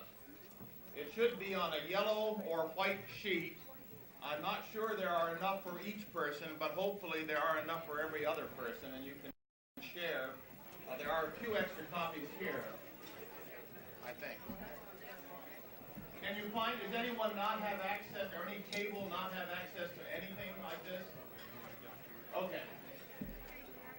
What we have tried to do is to take this familiar song and put it into Winchester experience that has to do with our good friend Lenore. And the chorus is be sung by us all in just a bit. And we will try to sing the verses, and if you want to sing along with us, that's fine too. But it doesn't scan all that well, frankly, but we did our best. And we're grateful to Betty McAdam as accompanist, who will, let's see if we can sing the chorus through twice. See if we get the scanning there. Here we go. Waltzing Matilda, waltzing Lenore, do come a waltzing Lenore with me. And she sang and she wrote and she taught from dawn to setting sun. Do come a waltzing Lenore with me. Let's try it one more time. Waltzing Lenore, waltzing Lenore, do come a waltzing Lenore with me. And she sang and she wrote and she taught from dawn to setting sun. Do come a waltzing Lenore with me.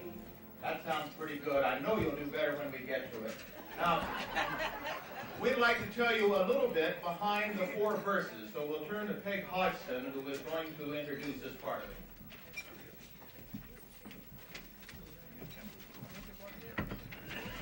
it. Lenore, do you remember when we attended a choir potluck supper up at the home of one of our choir members in the Winchester Estates? You had to leave a little early, so started home before the rest of us. It was raining, so visibility was not too good. And you were in an unfamiliar territory. Soon you realized you were lost. Eventually, you recognized Wildwood Street and thought you were home free. But at just about that time, a police cruiser pulled you over. He came up and started to ask if you were having a problem. Then realized it was his former school principal. Oh, Dr. Rich, are you okay? Your car was sort of weaving on the street. You assured him that you were not pixelated. So he let you drive off. However, you had a feeling that he followed you home at a safe distance.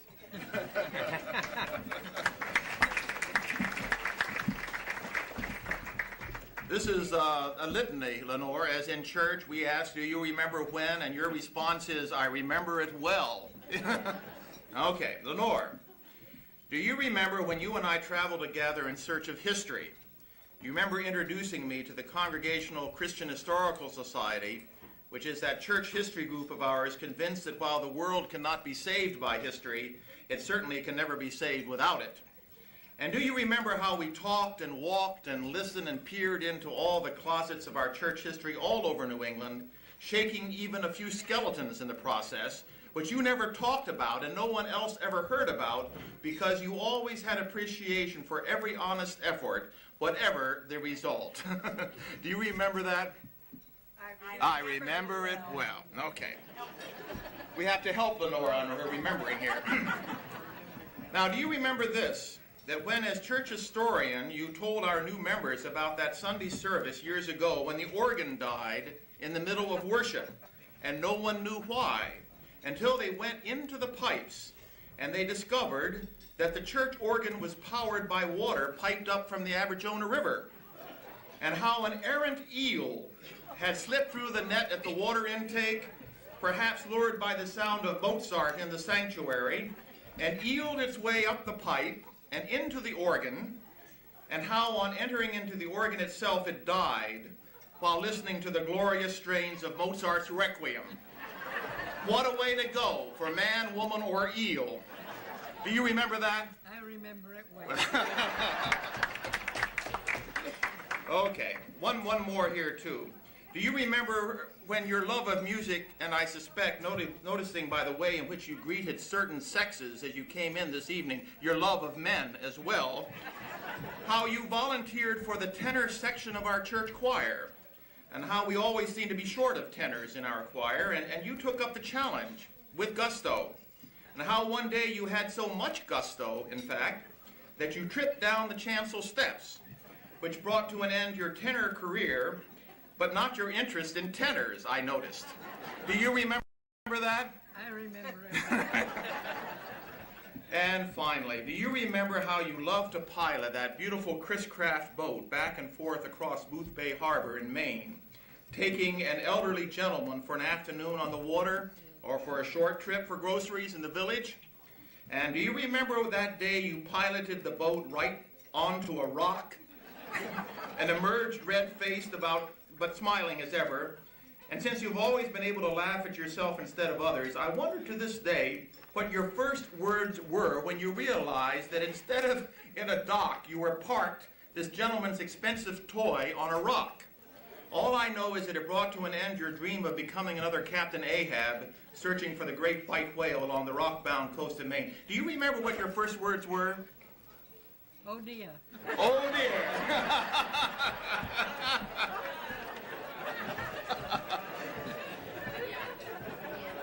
One of the things that Lenore has always done for us is she has a beautiful hand. Not only does she express herself well in words, but her calligraphy is excellent. And she's always written at least since I've been pastor, since 1971 of this church, she's always written the certificates. And one of the children who was confirmed into the church has now in turn developed that calligraphic skill, and her grandmother wants to present something to you. Leonore, so many things, nice things have been said about you tonight. I can't add anything to it, but I hope everyone realizes what a powerful word friend is, because that applies to you. Now this is from your church, and Marjorie did this for you.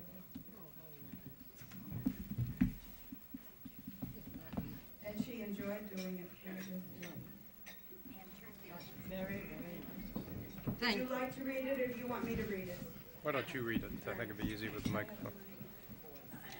It says, in appreciation, this certificate is presented to Dr. Leonore Rich in grateful appreciation for faithful service to the First Congregational Church as steward of our faith and with her words and wisdom. May our gratitude be renewed in memory, and God's blessings be yours for the years to come. Presented this 18th day of May, 1988, with love from her church family.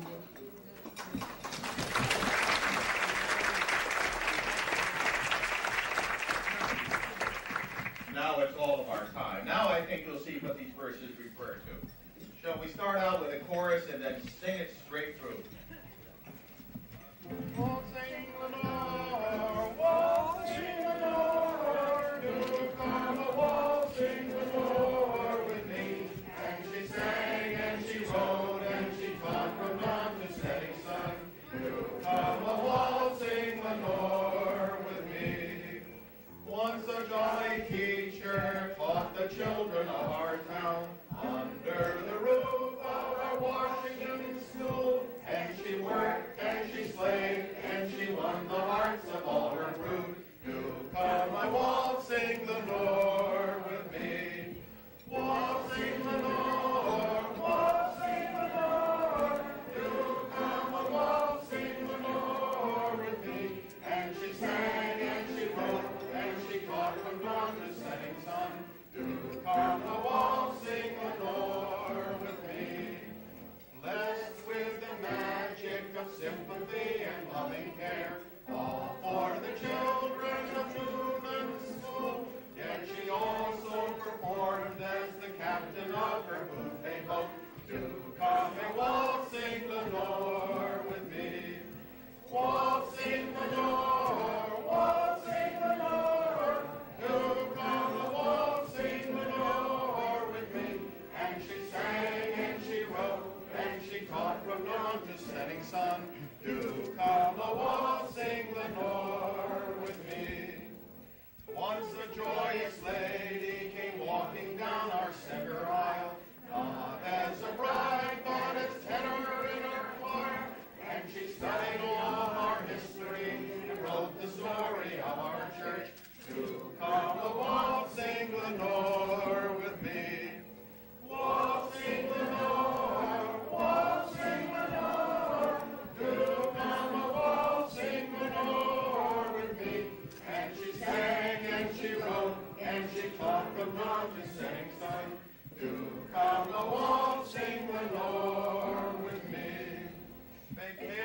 wood she used in many wondrous traveling ways, taking a ship to a flying round, and she flew around the world, bringing back her memories to share. To come a waltzing Lenore with me, waltzing Lenore, waltzing Lenore, do come a waltzing Lenore with me. And she sang, and she wrote, and she taught from down the setting sun. Do come a waltzing Lenore with me.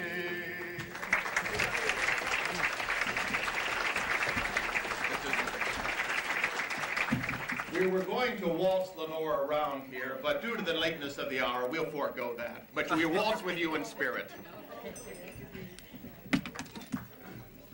Pleasure. Right. Thank you very much.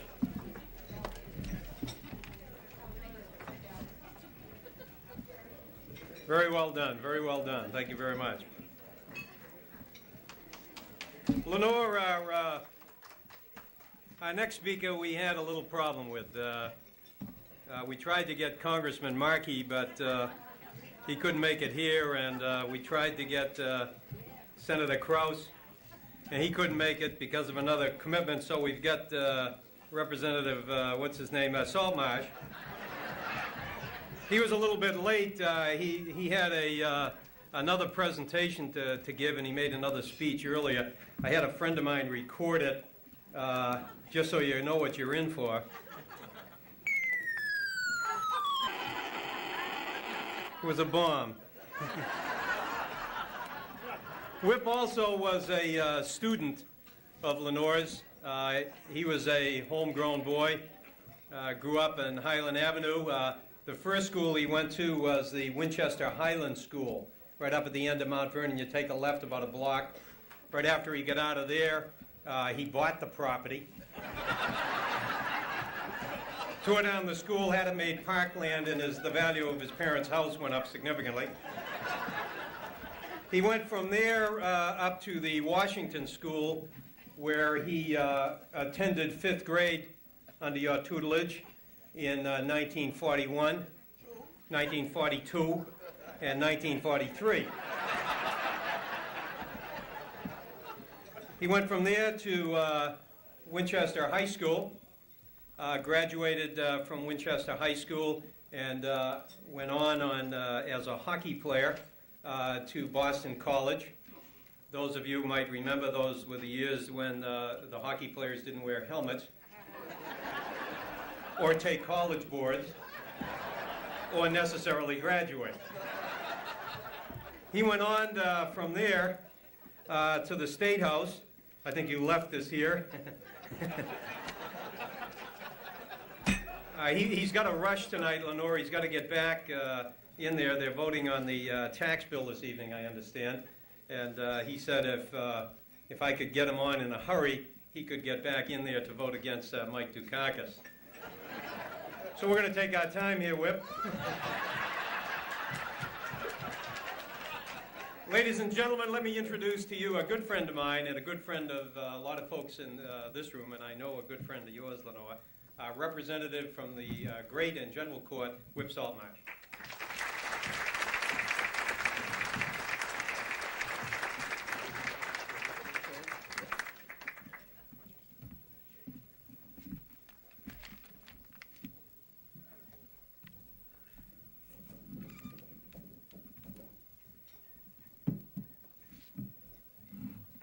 I want to thank John.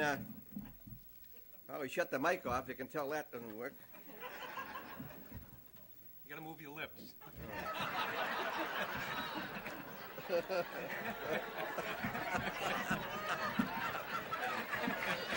How about that? I'll give him a hand, huh? I got to go on. You want to go? You want to leave? Sam Rotundi, you can't hear me? Can you hear me now? I'm not going to sing. Sam Rotundi mentioned about the previous recipients being mentioned, I guess, in your program tonight. He mentioned what a great group they They are or were. And I have to really differ with Sam. When he was in the legislature, he and I got along pretty well. But tonight, I'm going to take issue with him because most of those recipients went with their salt. Did you know there were 7? I see the distinguished gentleman, my predecessor in the legislature, Harry Chadwick. He was deserving of that when he went. He was the first recipient of this award. And he was a person who really deserved to get the award, to get the first award. And I want to thank the Chamber tonight, particularly under the presidency of Master Saltmarsh and the group who picked Dr. Rich, because I think she's going to bring back some integrity to the recipients of this group. Now, you heard Clarence Beauregard up here tonight. He got Man of the Year just because he had a garden up in back of his house. That's all.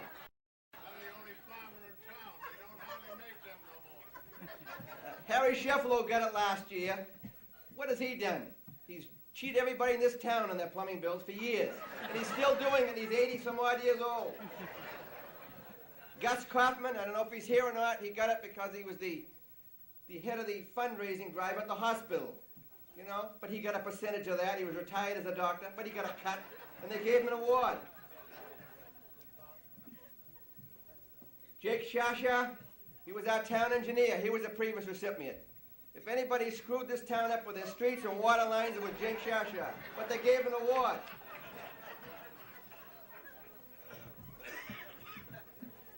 Now, our Toastmaster tonight, he received it, I think, a number of years ago. And do you really think he deserved it? He's made a mess of our town meetings. He's been moderator. I served on the Board of Selectmen with him. He was the chairman. It was the worst-run board I've ever sat in my life. It's a wonder they haven't torn the town hall down. Marsh is a member of the committee, and you ought to see some of the things they found over there with John's name on them.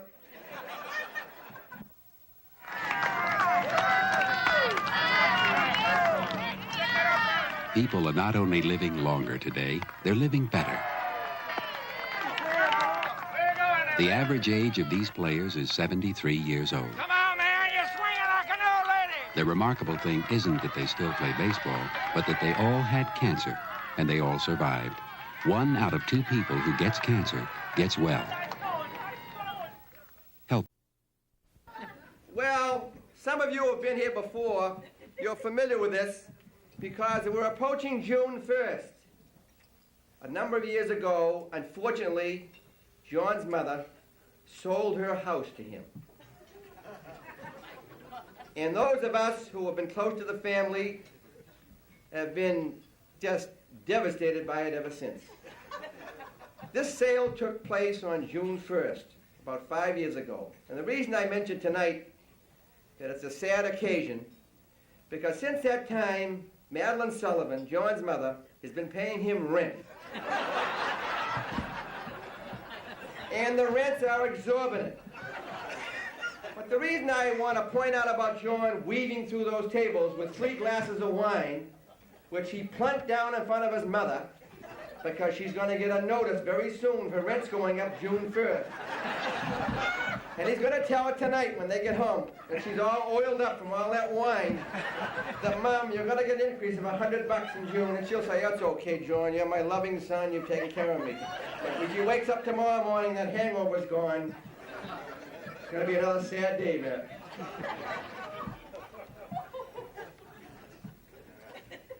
But I want to thank the Chamber again for recognizing Dr. Rich. Some of us have had the good fortune to go to the Washington School, and I know those who put their hands up here tonight, and there were quite a few. They wouldn't even have gone anywhere if it wasn't for Dr. Rich. They would have been on the street. I can really thank Dr. Rich, and I've told him many times, I'd have probably been in jail if it hadn't been her tutelage. Good move. John said, good move. Talk about moving. I'm going to tell you a little story since he opened up a little bit. John.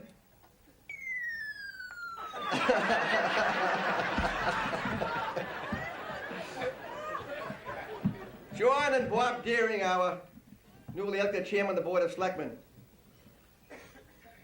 had a discussion a short while ago as to what they were going to do tonight, how the program was going to be run, what Bob would say, and what John would say, and so forth. And John doesn't know this, but that I know it, but I'm going to tell it to you. I think you deserve to know what some of the things that are done in this town, particularly by your moderator. John and Bob Deering went into Boston to a discotheque. And this discotheque had mirrors all the way around the room, completely around it. They sat down, they had a drink.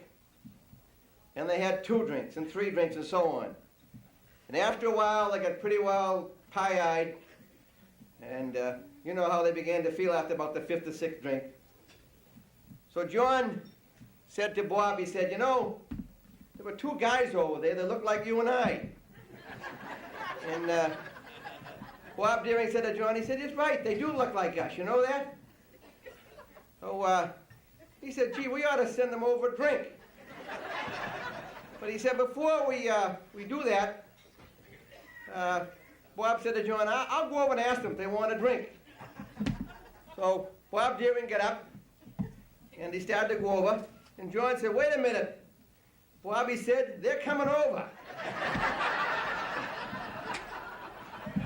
That's our moderator, and our chairman of the Board of Selectmen.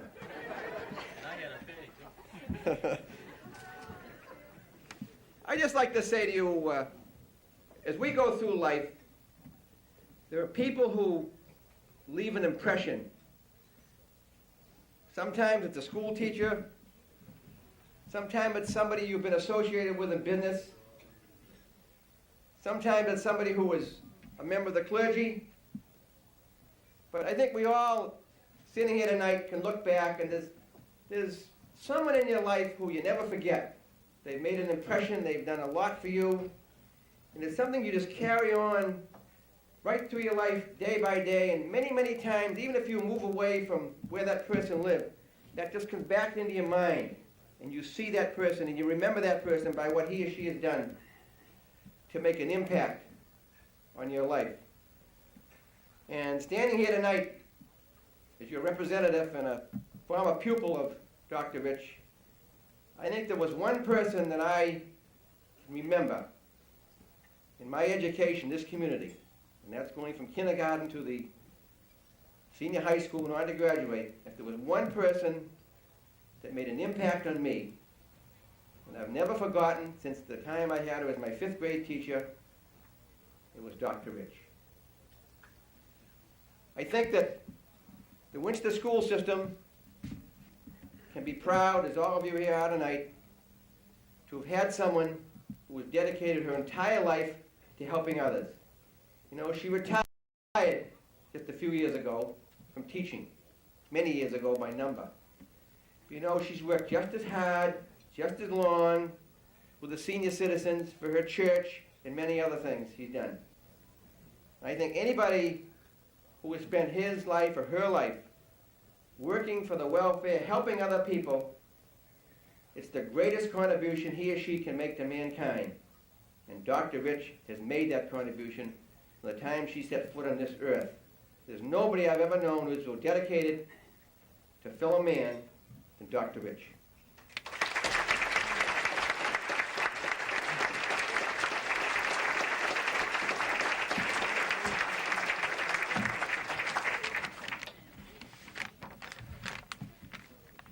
I have a citation from Governor Dukakis. As you know, he's somewhat busy now, and he couldn't be here this evening, but I talked to him about coming, and he gave me a citation to bring and read to you from Governor Dukakis, and I'd like to read it. It goes as follows. The Commonwealth of Massachusetts, Michael S. Dukakis, Governor. To Dr. Lenore Rich, recipient of the Winchester Chamber of Commerce Outstanding Citizen of the Year Award, 1988, which is deserving recognition by all the citizens of Massachusetts. Witness my hand and seal of the Commonwealth of Massachusetts, this 18th day of May, in the year 1988, Michael S. Dukakis, Governor.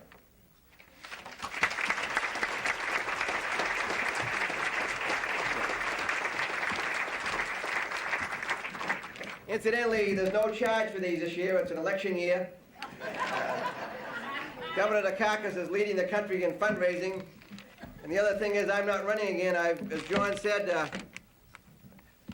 I've made mine.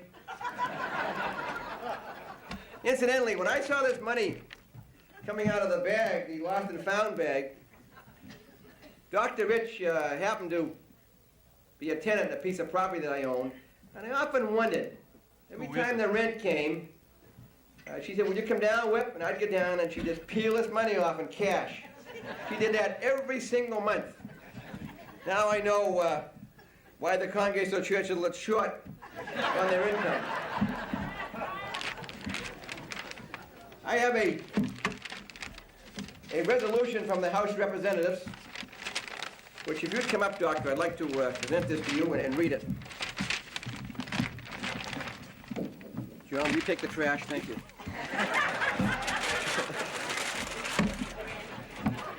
I'll tell you about that later. You're almost done. You think I am? Not until January 3rd.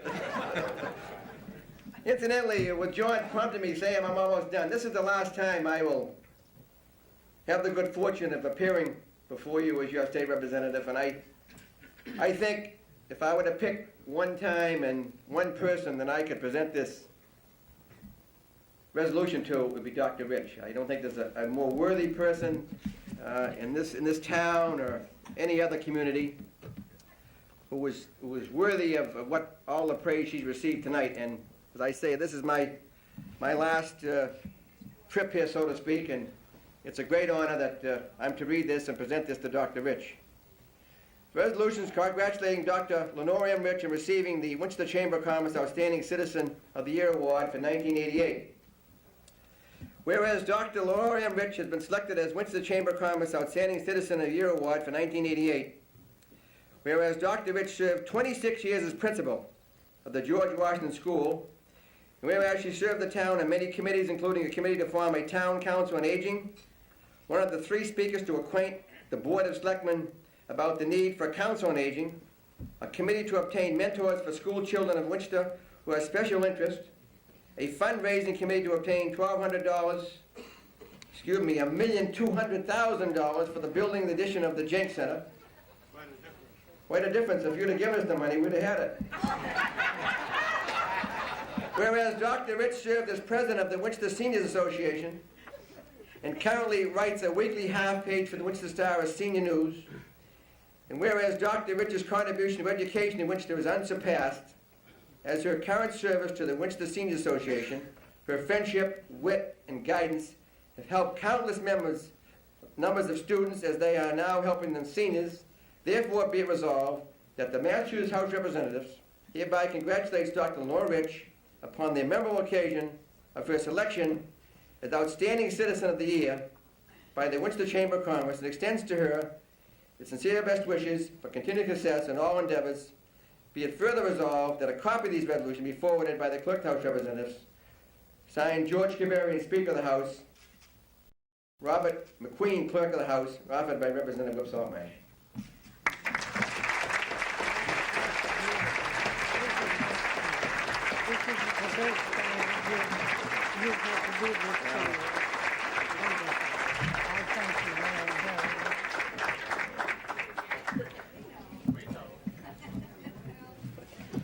Thanks a lot. I thought it was going to be January 3rd before you get done.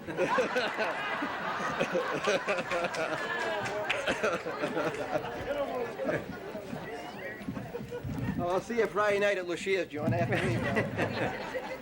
Well, who's taking you? You are. As usual, Whip, we were underwhelmed.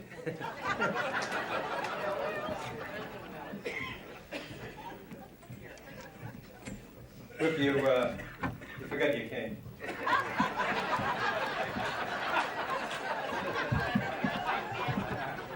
You're walking better now that you cured that drinking problem.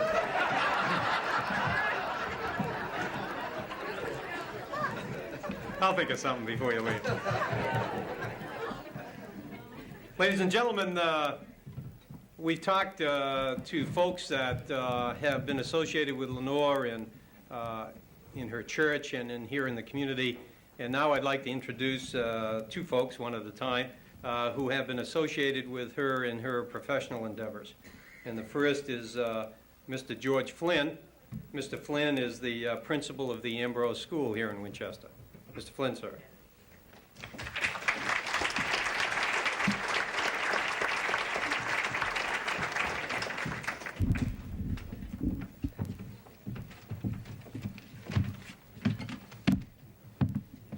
Dr. Rich, yes. Dr. Rich has many, many stories about school where she is the victim and children are the heroes. I'd like to pass along a story where Lenore is the hero and one of her prized pupils is the villain. But I must caution you ahead of time, would a principal lie? Would a principal embellish upon a story? Lenore, you know, taught her children very well. She coached them in the Puritan ethic. She encouraged them to do things over and over until they got it right. Go back and finish it, add to it, change it, make it better. Show your growth, show your achievement. Do it again until it's right. Lenore is a great teacher. One of her special and prized pupils didn't always do things quite right. He didn't always do them the way they were supposed to be done, Lenore. And she spotted this early in his career in school. He was what you might call creative, a divergent thinker. Well, one day he wrote his initials on the walls in the boys' room. And this was a terrible, terrible thing. Well, year after year went by, and somehow these initials survived. And there they were on the walls of Washington School when I eventually followed Lenore as principal of that great school. Generations of children looked up and saw these initials on the wall, SS. They wondered, they puzzled, who could this great person have been? This man among men, this boy among boys, who took it upon himself to create there at the Washington School. Well, we were all puzzled. Who could possibly have done this? And had he achieved, had he been successful, had he attained high honors in his endeavors in life and his position here in the state of Massachusetts? Yes, yes. SS is immortalized at Washington School. And he's the source of many of Lenore's wonderful, wonderful stories. Would a principal lie? Would a principal embellish on the achievements or the growth that a child had made? Well, just before the Washington School closed, he came back, and true to the Puritan ethic of do it over, do it again, make sure it's right, he came back and he added to those initials of SS, the Honorable SS.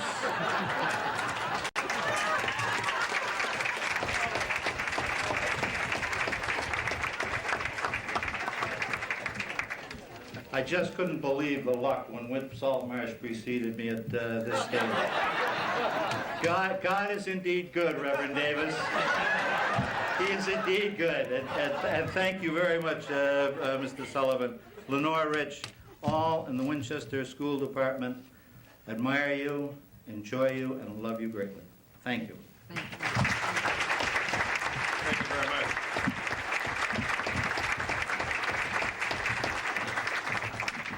Since that time, I understand he learned how to spell the whole name.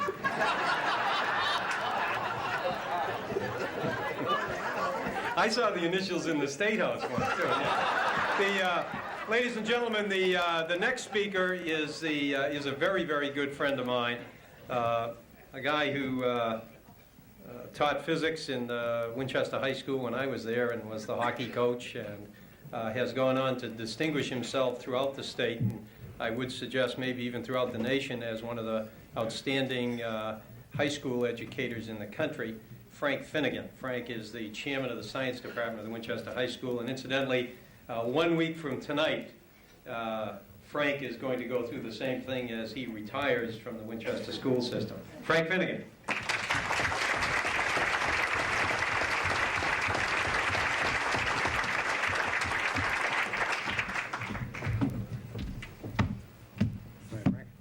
Thank you, John. I think in my last official act as Director of Science in the Winchester schools, I'll do something that Dr. McLean, I think, will agree with. Could you all take about a half a minute just to stand up, turn around, and sit down again so you can dilate your capillaries? It's always, you've been sitting there for 2 hours, and even the time that we can concentrate does go on that. So how about just standing up for a second?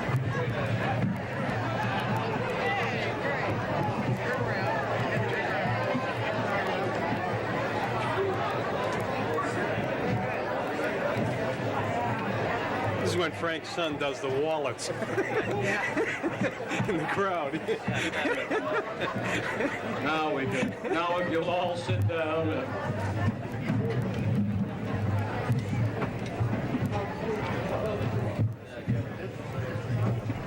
Actually, how could anyone be asleep after such, things from John and Whip and George and Sam? Actually, I probably know John as well as most of you, having had him many, many years ago. I did recognize the tuxedo that Whip pointed out. That's the same one he wore to the senior prom back in 1957. And actually, I don't know whether you, John, advertised for a wife, if you recall, in the Wall Street Journal. Very few people know this. And 35 fellows wrote in and offered him theirs.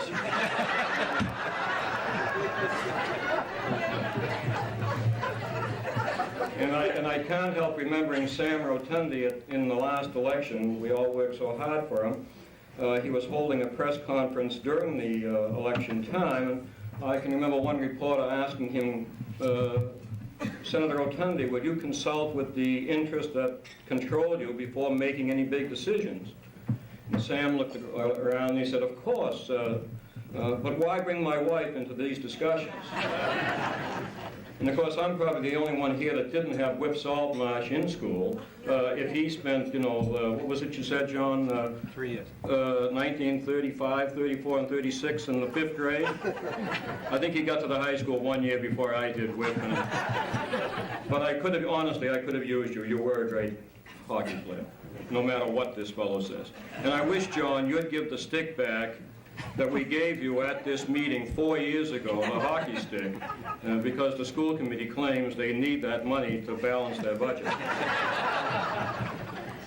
Now, actually, obviously we're all off the subject. I happen to have had access to some of the comments that Leonore made at report card time while both a principal and a teacher. And it seems that the system of school grading was designed to encourage parents and students, even though there might not be much there. Now, Leonore gave the ultimate and strained encouragement to what was otherwise a very poor report when she wrote about one of our students, quote, Ed contributes nicely to group singing by his helpful listening.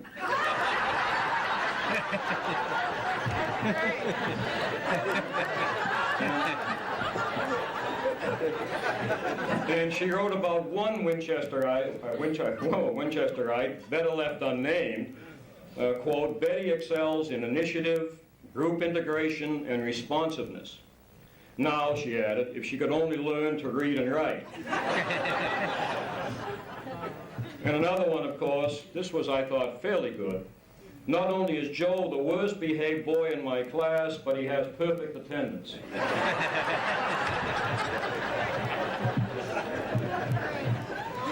But the classic was when an irate parent called the school one day. The parent had been planning a party, and she had called to get a list of the boys in the school. Somehow or other, a girl was included in the list that was sent back. And the parent was irate. The next day, I won't say Leonore did this, but there was a sign appearing above the switchboard in the office, quote, "No sex will be given out over the phone."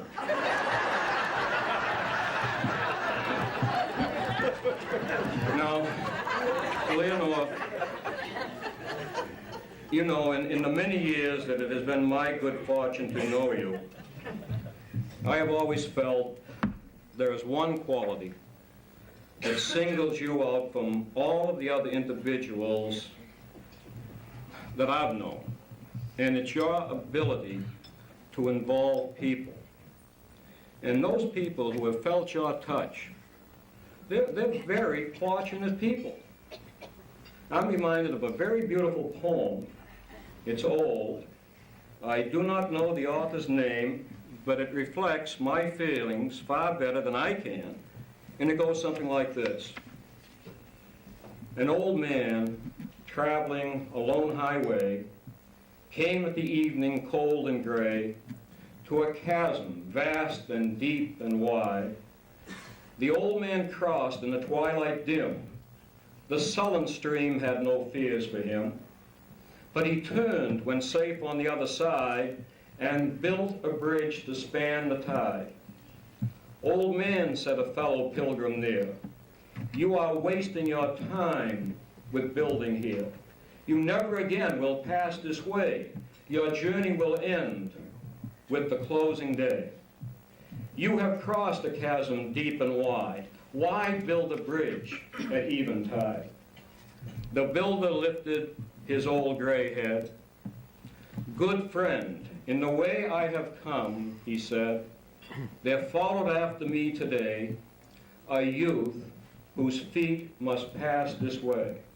This stream, which has been as naught to me, to the fair-haired youth might a pitfall be. He too must cross in the twilight dim. Good friend, I am building this bridge for him." Lenora continued to build those bridges.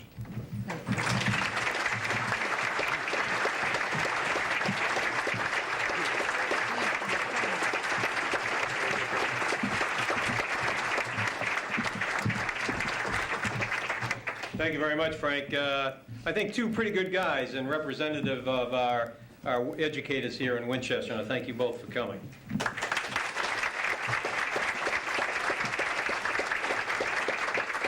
I should advise some of the men that are in that general area, though, that trick that Frank pulled where everybody stood up and moves around, when he does that, George flips around and hits the wallets. So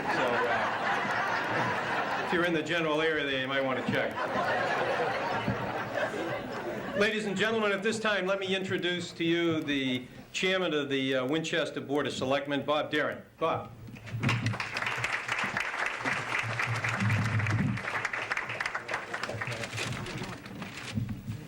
Thank you, John. When I got here tonight, I sort of looked at the order of speakers, and I was fortunate enough not to follow Representative Saltmarsh, because it is tough to follow the Abbott and Costello show. And one more note that Representative Saltmarsh forgot to mention, the night that John and I went out, I had to pick up the tab. And the joint was owned by the representative. Dr. Rich, Reverend, distinguished guests, and ladies and gentlemen. I first met Dr. Rich about 3 years ago when I became involved in the fundraising for this beautiful building that we're in tonight. And it was after about 2 or 3 meetings that I attended that I realized the dedication and the commitment and enthusiasm that Dr. Rich had for the seniors in this town. And I believe that the seniors in this town can be very proud of her. One of the qualities that I'll always remember is her outlook in life. And this came to light one night when we were meeting. And as I mentioned before, I was part of this fundraising committee, and it was made up of Noreen Akari, Charlie Price, myself, and Howell. And we're sitting around the table discussing what we're going to do for this fundraising. And there's some decision had to be made, I can't remember right now. and Dr. Rich as well. We'll have to consult the young kids. And tonight when we were sitting here, we were talking about the last time we met, and she says, Jay, I'd like to get all the names of those young kids. So on behalf of another group of young kids, namely the Board of Selectmen of the town of Winchester, I'd like to present this citation to Dr. Rich tonight, and I'll read it. The entire membership extends the very best wishes and expresses the hope for future good fortune and continued success in all endeavors. Be it hereby known to all that the Board of Selectmen of the town of Winchester hereby offers its sincerest congratulations to Dr. Rich in recognition of Citizen of the Year Award given this 18th day of May 1988. Thank you very much.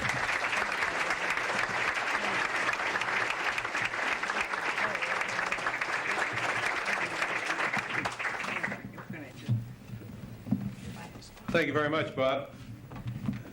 Ladies and gentlemen, we have at this time another former student, Marilyn Preston. There she is.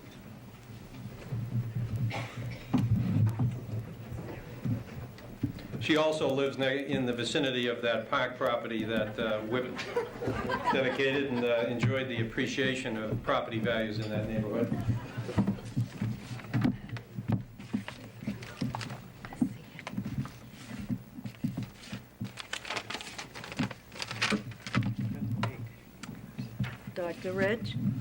Dr. Rich, her family, and friends.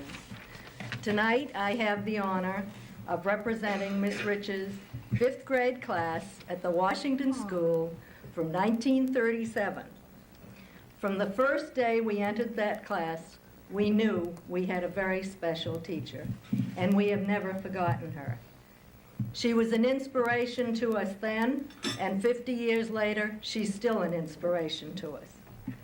Joining me in paying tribute to our favorite teacher are 4 other students who were in that class from 1937. Joe Arico, would you step forward, please? Marilyn Walsh Teal, Emily Hanson Turtelot, and George Richburg. Oh, very nice.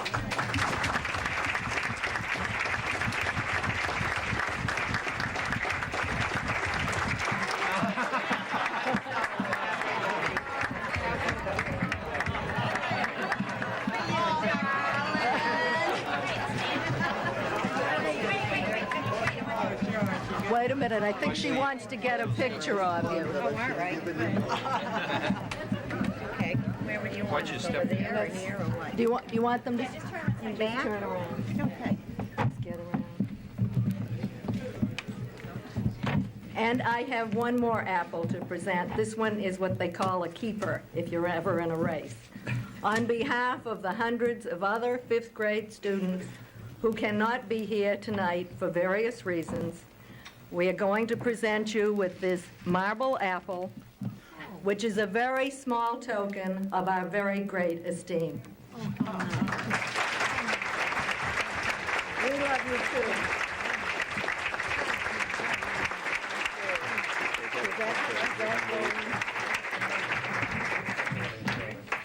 Ladies and gentlemen, I know you can't, the lights don't do this justice. This is a beautiful red marble apple. I don't know if you can see that. It really is beautiful. I won't bite it.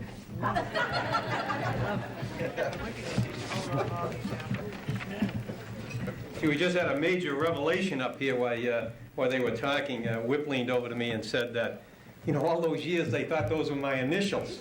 That SS, he says, that was the girl I liked, Cindy Smith. Real shabby. Ladies and gentlemen, at this time I'd like to introduce Dr. Martha Grenzebach. I think, and she's going to show some slides, I believe. In the beginning, there was a little girl named Lenore, looking out at a big world where she was to make a difference.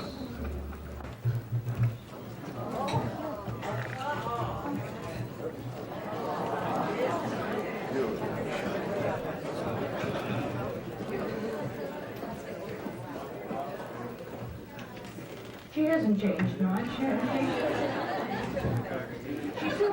up to learn to drive at a very early age. And she's been communicating with friendly police officers ever since.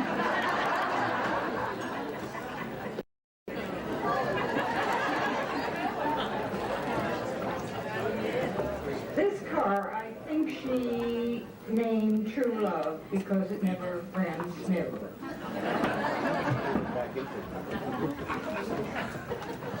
Many years later, flying down Highland Avenue en route to a meeting, it was probably in the Grand Torino, she was pulled over by a young police officer who happened to have gone to the Washington School.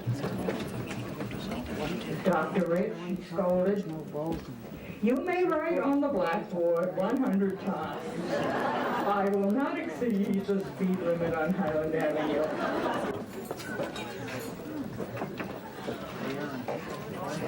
Travel for Lenore was always exhilarating and challenging, and no less a challenge for the people with whom she came in contact.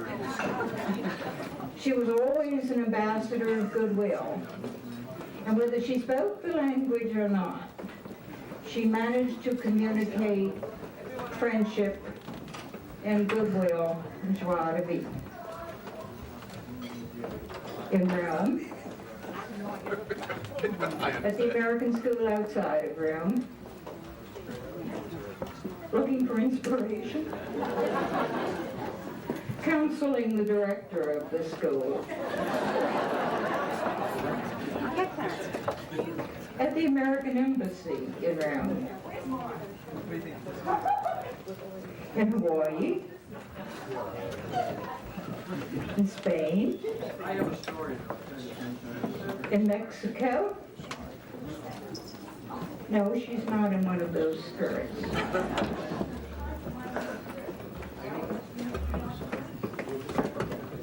On the high seas, she graced the captain's parties.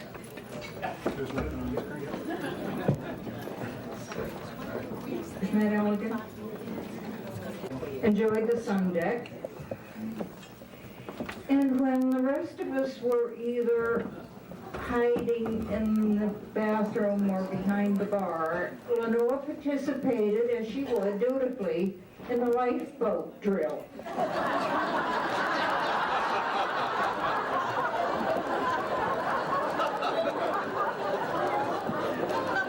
No, it isn't Dolly Parton, that's our Lenore.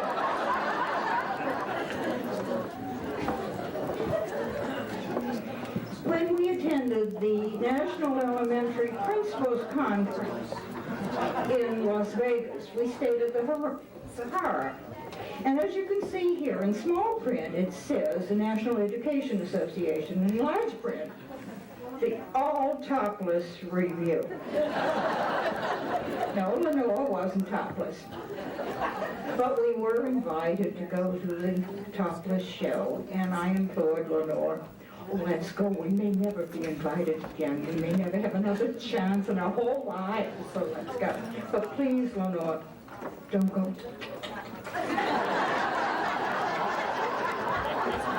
Let's try to be very sophisticated.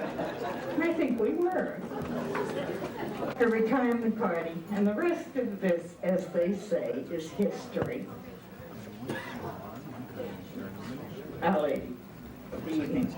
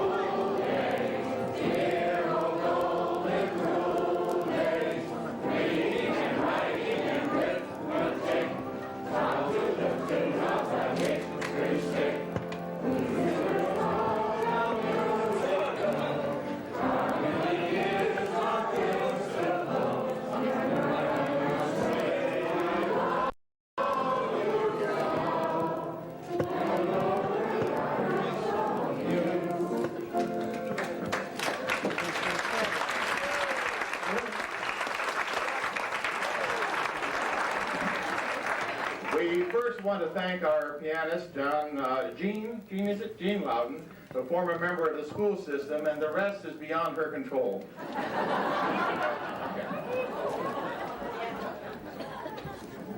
The year is 1929. The setting is a school. At age 19, our star arrives, a teacher born to rule. Just 4 feet 9, but full of spunk. Learning was her passion. An artist at the chalkboard.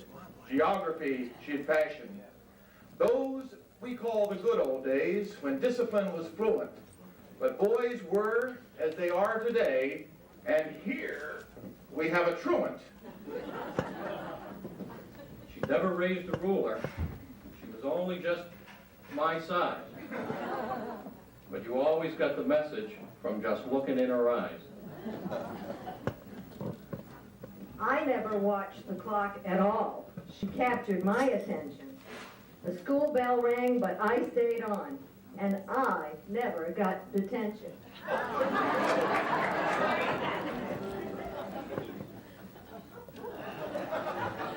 Newton was our rival then, as towns like that will be.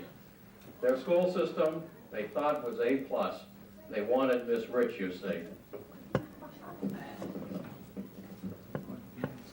They lured her there with dollar bills, a propaganda pitch. But homeward bound, she quickly found, was really being rich. She supervised for just a bit, and soon our Saugus Belle had Noonan School in Washington completely in her shell. The stories about this lady we could tell throughout the night. So we mention one or two. If she says, that's all right. As principal, she'd just drop in to watch you teach your class. But guess who was the teacher, friends, before an hour passed? That pocketbook, forevermore, it must contain some treasure. It's crossed the ocean, oftentimes, hope that he can measure. More than he can measure. A baby coming out at sea, the captain was a wreck. Dr. Rich, bring your black bag. Report below the deck. Her car, she claimed, was ill-behaved. No discipline, no master. She stepped upon the trusty brake. The car responded by going faster. At Lincoln School, she backed up quick. One motorcycle quickly hit. Distraught policeman, alas, alas, she says, don't worry, I'll buy his gas. She took retirement from our schools, but never left our town. A new career the senior sent, she quickly found. Making music, writing more, always helpful, that's Lenore.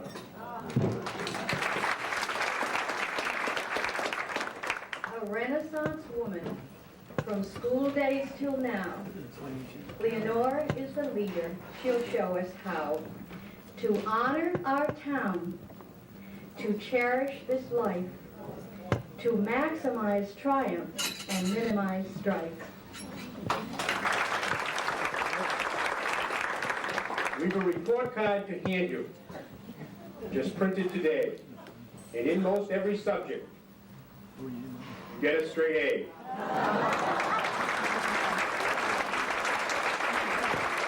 The performance is not perfect. You're too fond of fun. The classroom gets laughing. You infect everyone.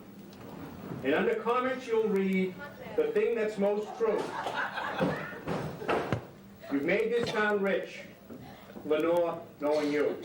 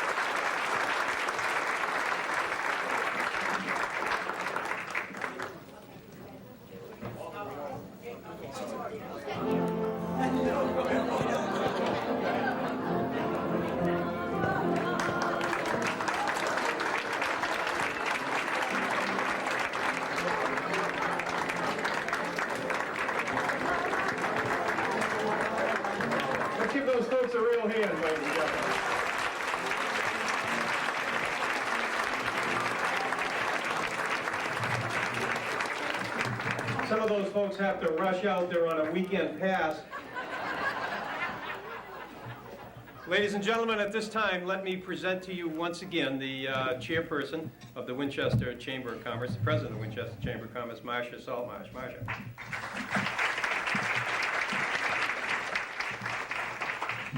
Thank you, John. You might wonder who had written those wonderful words to school days. She's right here in our midst, and wouldn't you know, she is a school committee lady, Jeannie Wildman.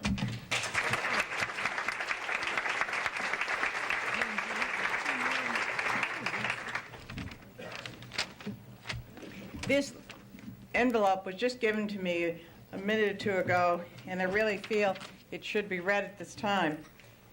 This says, Dear Dr. Rich, it is rare when two people come forward out of a caring to honor another who also cares and has devoted a lifetime of unselfish service to the community. For the person so honored, it is one of life's most touching and memorable moments. For the community is a source of pride and reason to express its gratitude. Mary and John Murphy, two people very special to you, two people also known for their humanitarian acts and community service, have chosen to so honor you. They have selected a naming opportunity in your honor in the new birthing unit at Winchester Hospital. We think you will agree that this is the ultimate living tribute. There is more.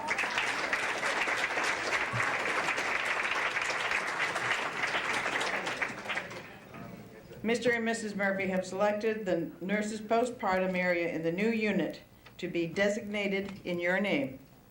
This is particularly symbolic as you have given your life's work to the youth of our community in this area will be used for continuing education of staff and families in the birthing process. Your hospital, where you have also given of your time in love over the years, is very pleased to have this tribute to you and grateful to the Murphys for their kind and thoughtful generosity. We humbly join in saluting you in this honor and are awed by the standards that you have set for all of us. Over the next 8 to 10 weeks, the birthing unit will be completed. At that time, Mary and John Murphy and we will invite you to visit this new center. We will officially dedicate the plaque in your honor. Yours truly, James F. McDonough, MD, Eugene E. Lubier, President, Winchester Hospital.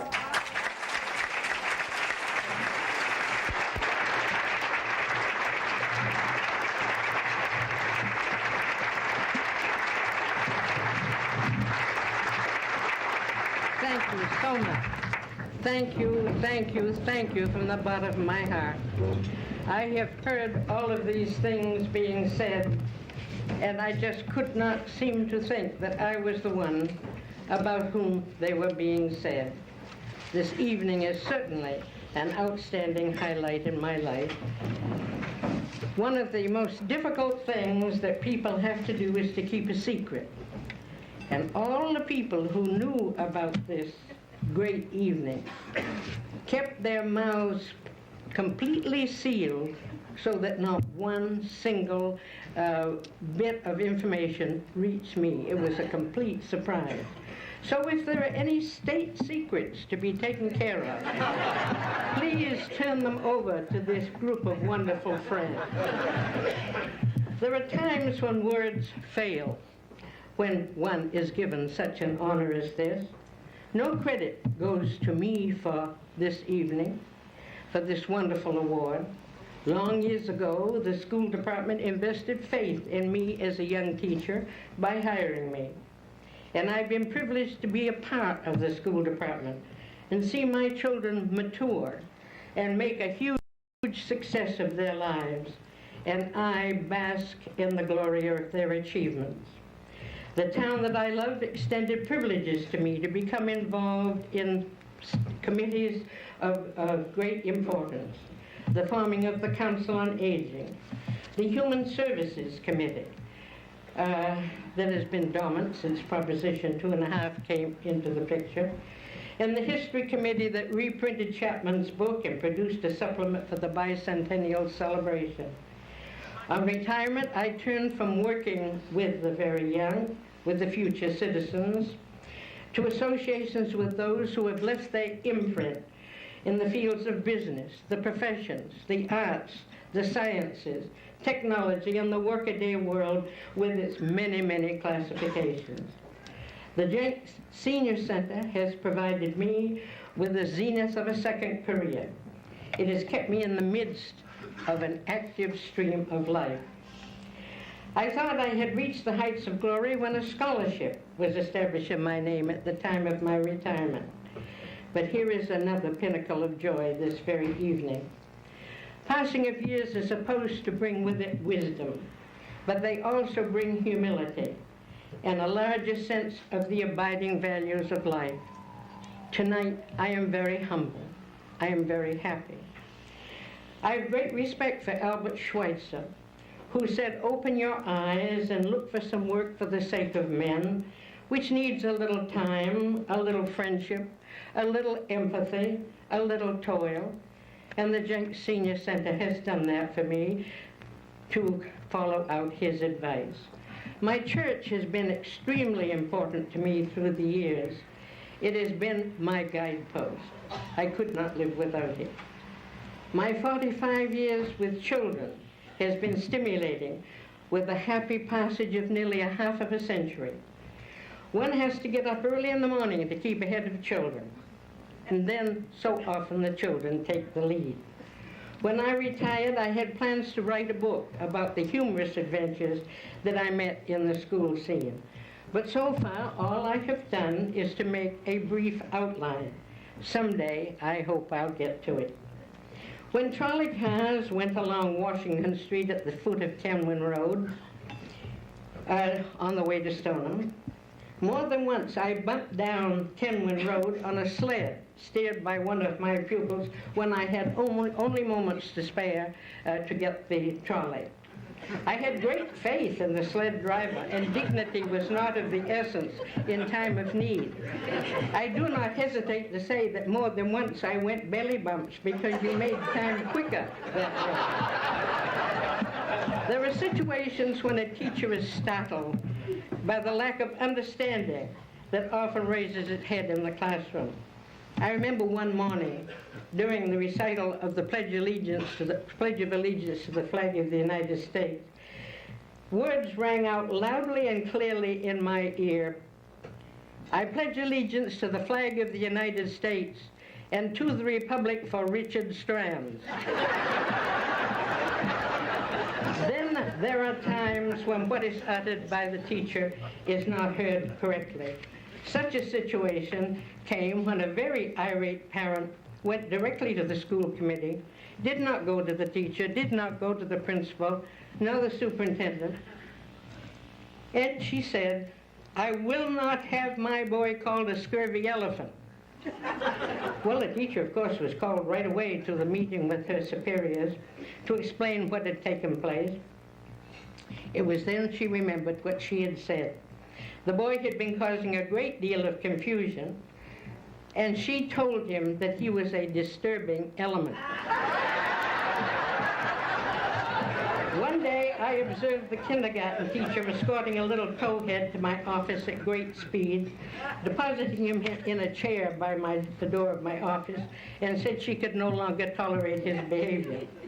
I questioned him when she had departed, and I said, "What can have caused all of this?" And he said, "Well, I'll tell you, Dr. Rich. I am allergic to girls.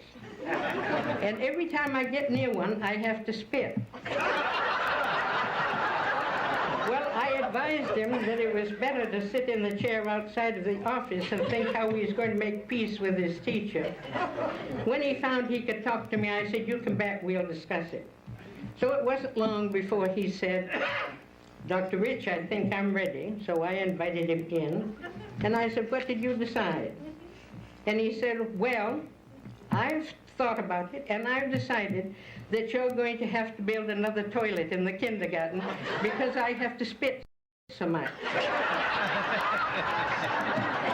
Well, there is a saying that the greater the gratitude, the shorter the speech of thanks. Words cannot convey to you the fullness of my appreciation to each and every one of you. This occasion has been a moving one. I shall never forget it to the end of my time on this planet Earth. I'm walking on air. Utopia certainly can't be an improvement on this hour. Tonight you have made me very rich, barring my name, and my cup is overflowing with gratitude. The Indian summer of my life has become infinite in the wealth and depth of the tone of my friends. Thank you so very, very much. Beautiful.